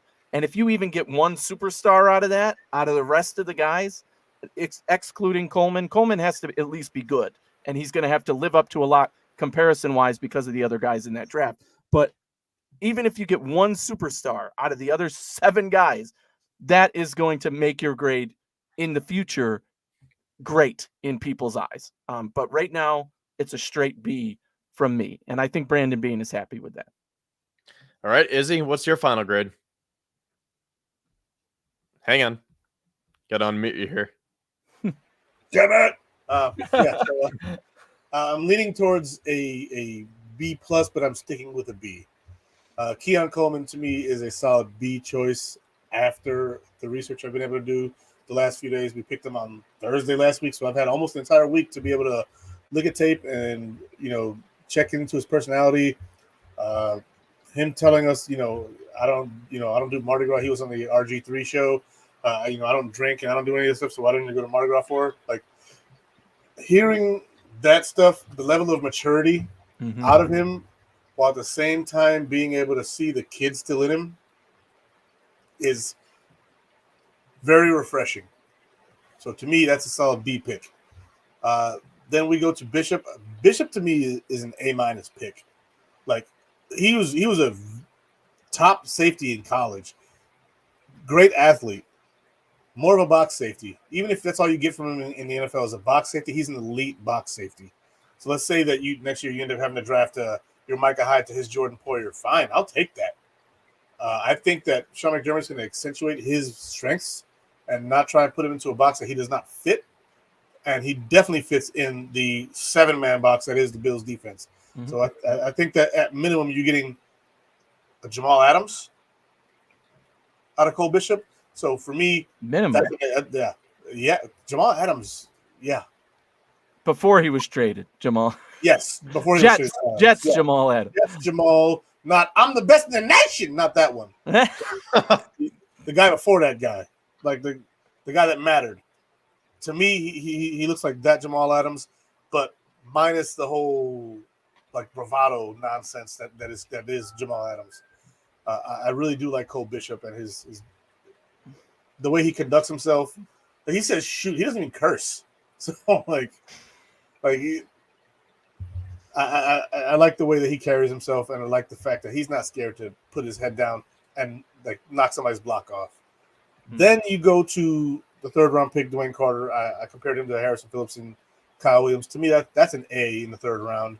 I had him going late second, and there was a run on defensive tackles. And I'm like, why are they drafting this guy? Like, this guy's a fifth round grade. What is going on here? And I'm looking at these guys, and I'm like, you know what? That's not my problem. As long as one of those second round grades falls to us, and that's exactly what happened. And I got an A for Dwayne Carter at the spot we took him in, like the last draft spot in that round that was not a compensatory pick. Bam, got it. Ray Davis, that's a B plus, A to an A pick. Cedric Van Pran, that's an A plus pick in the fifth round. Ulofosio, that's a B. You know, we athletically he's an A, but we don't know what he's going to be. So that's a B. In college, he was excellent. Solomon from Troy, that's a risk player, so I'm going to give it a B. And then the sixth and seventh round guys, freaking Grable and Hardy. Daquan Hardy. Those guys I give a B and an A for Hardy. So for me, it's a B teetering on a B plus. I mean, it probably should be a B plus, but the last pick of the draft, because I have no idea what the hell that's going to be, and then the solid B that I'm giving to the first overall pick in the draft, along with the other unknowns and Ulofosio, and that's a B plus for me. B plus. Weighted numbers for you there. So even though a couple of those were A's in there, it didn't carry that grade up. Yeah, it's kind of like I like that. Like in a couple of years, this could be an A minus draft. Yeah, I think you only need to hit on one of those guys. So I think for my grades, I'm in the same boat. I'm going to give them a solid B. I said that the other night when we recorded that, Izzy. I said I'm right at a B because the one thing that's holding me back from being able to give it to a B plus or even an A minus is the fact that they didn't double dip at wide receiver. We still don't know who's going to be Diggs' replacement. Is it Keon Coleman or is Keon Coleman Gabe Davis's replacement? So that is still a question that has to get answered. To my point a few minutes ago, I would like to see them have gotten another boundary corner. I think that's still a hole that can be addressed. And I think there were a lot of picks where you're thinking, okay, there's a lot of upside here, but they could be projects. And now it's up to the coaching staff to develop them, especially some of those later Saturday picks. Talking about the offensive tackles there, I'm not totally sure of the thinking there. But I do like a lot of the picks that they had. I'm warming up to Keon Coleman more and more, especially after I see his personality and his interviews. I love Cole Bishop, Dwayne Carter. To your point again, I thought it was a little bit early to be taking a defensive tackle, but again, I'm warming up to him. Ray Davis, same thing. He wasn't on my board, but I think he's going to fill that role. So overall, I'll give it a B. And I understand that, I mean, you could say this about any draft, that if they do really well, next year we're going to come back on the show and say, wow, this is an A plus draft. Or it's like, so far, not so good, and it drops to a C. So I'm going to go right in the middle and say that it was a solid B for Brandon Beane. He didn't necessarily hit it out of the park, but I think it was far from his worst, and we saw a lot of discipline, which was good to see. I would like to say, too, as a response to that, Diggs replacement, there's no such thing. He's a top 5, top 10 wide receiver. Spreading it out. Yep. Like it's just there's no such thing. Like I wish there was an easy fix like that, but if we didn't get that in Keon Coleman, we were not getting that later on in the draft. It's just it doesn't exist. I mean, if it does, then it's a surprise, and as much of a surprise as Stephon Diggs was for the Vikings when they drafted him in the 5th round. Mm-hmm.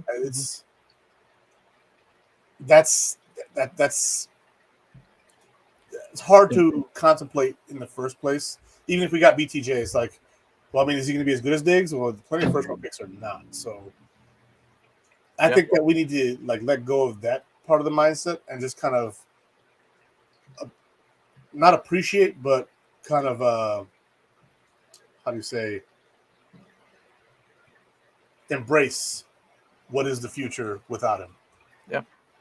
The one thing I would say about this. Oh, go ahead. I was going to say, I agree that maybe we're not trying to replace Stephon Diggs, because that means if you're trying to replace Diggs specifically, you need to go get another top 5, top 10 receiver. I'm just trying to say, who's a wide receiver 1? Or maybe a better question is, who's going to lead the Bills in targets this year? Is it Keon Coleman? That's a different question. Is it Dalton Kincaid? Yeah. So who's going to take over for that role of saying, give me the ball. I want the ball in my hands in crucial situations.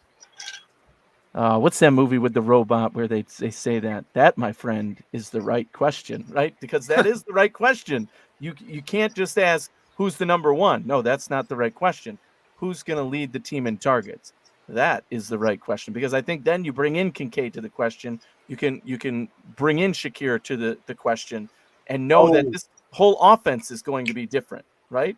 You don't need a Stephon Diggs in this offense anymore. The whole offense is drawn up differently, and you replace it with multiple guys going forward. One thing about this draft that I was going to say too is this was the most logical Brandon Beane draft ever. Like, whether that is a good thing or a bad thing, it's very logical. Every pick here has a reason behind it. And it's not like, what did he do? Where did this Terrell Bernard guy come from in the third round? That's crazy, right?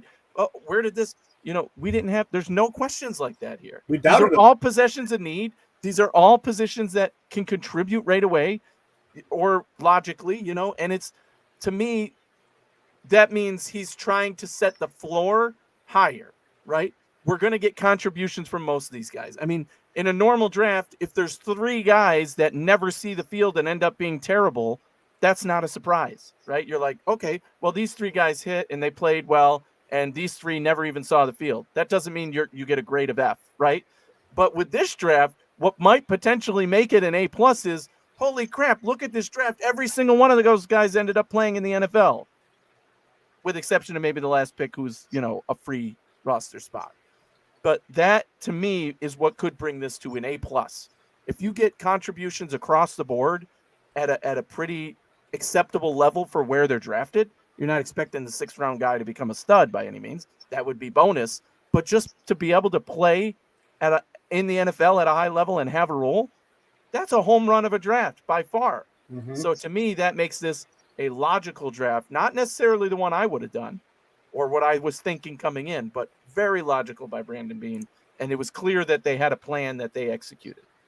And here's a statistic for you about this whole who's getting the most targets, right?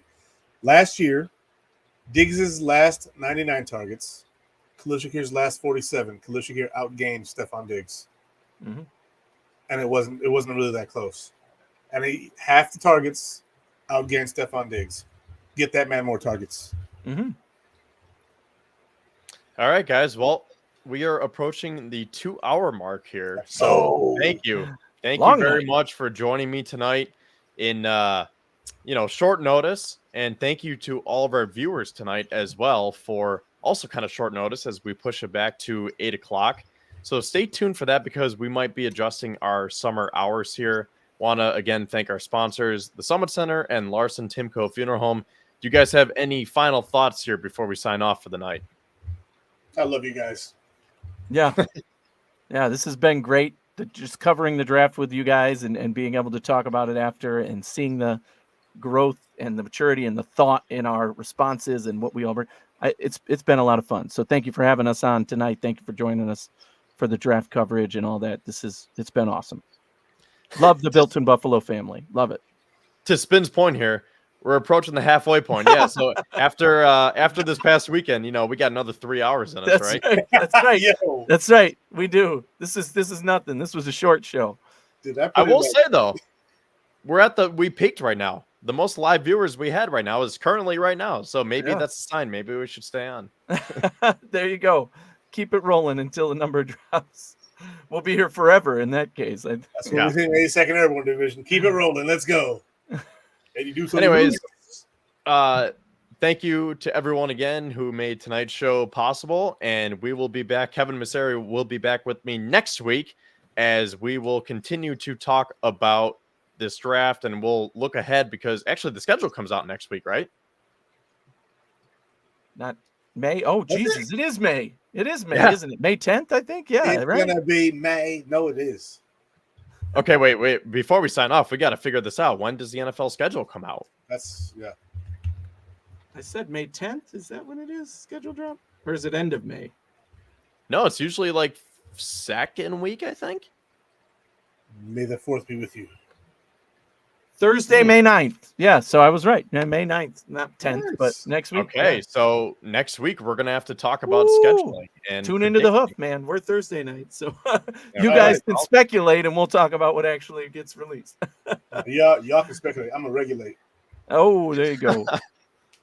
Yeah, we will be live tomorrow for the hoof, by the way. So tune in with Eric. Will be on 7:30. It'll be get his thoughts on the draft. Mostly, you've heard enough from me, but yeah. Yeah, so make sure to tune into the hoof as well as all of our other shows here on the Built-in Buffalo Network. Once again, make sure you subscribe and like this page as well as others. So with that, thank you guys again, and of course, go Bills. Go Bills. Go Bills. Hey, hey.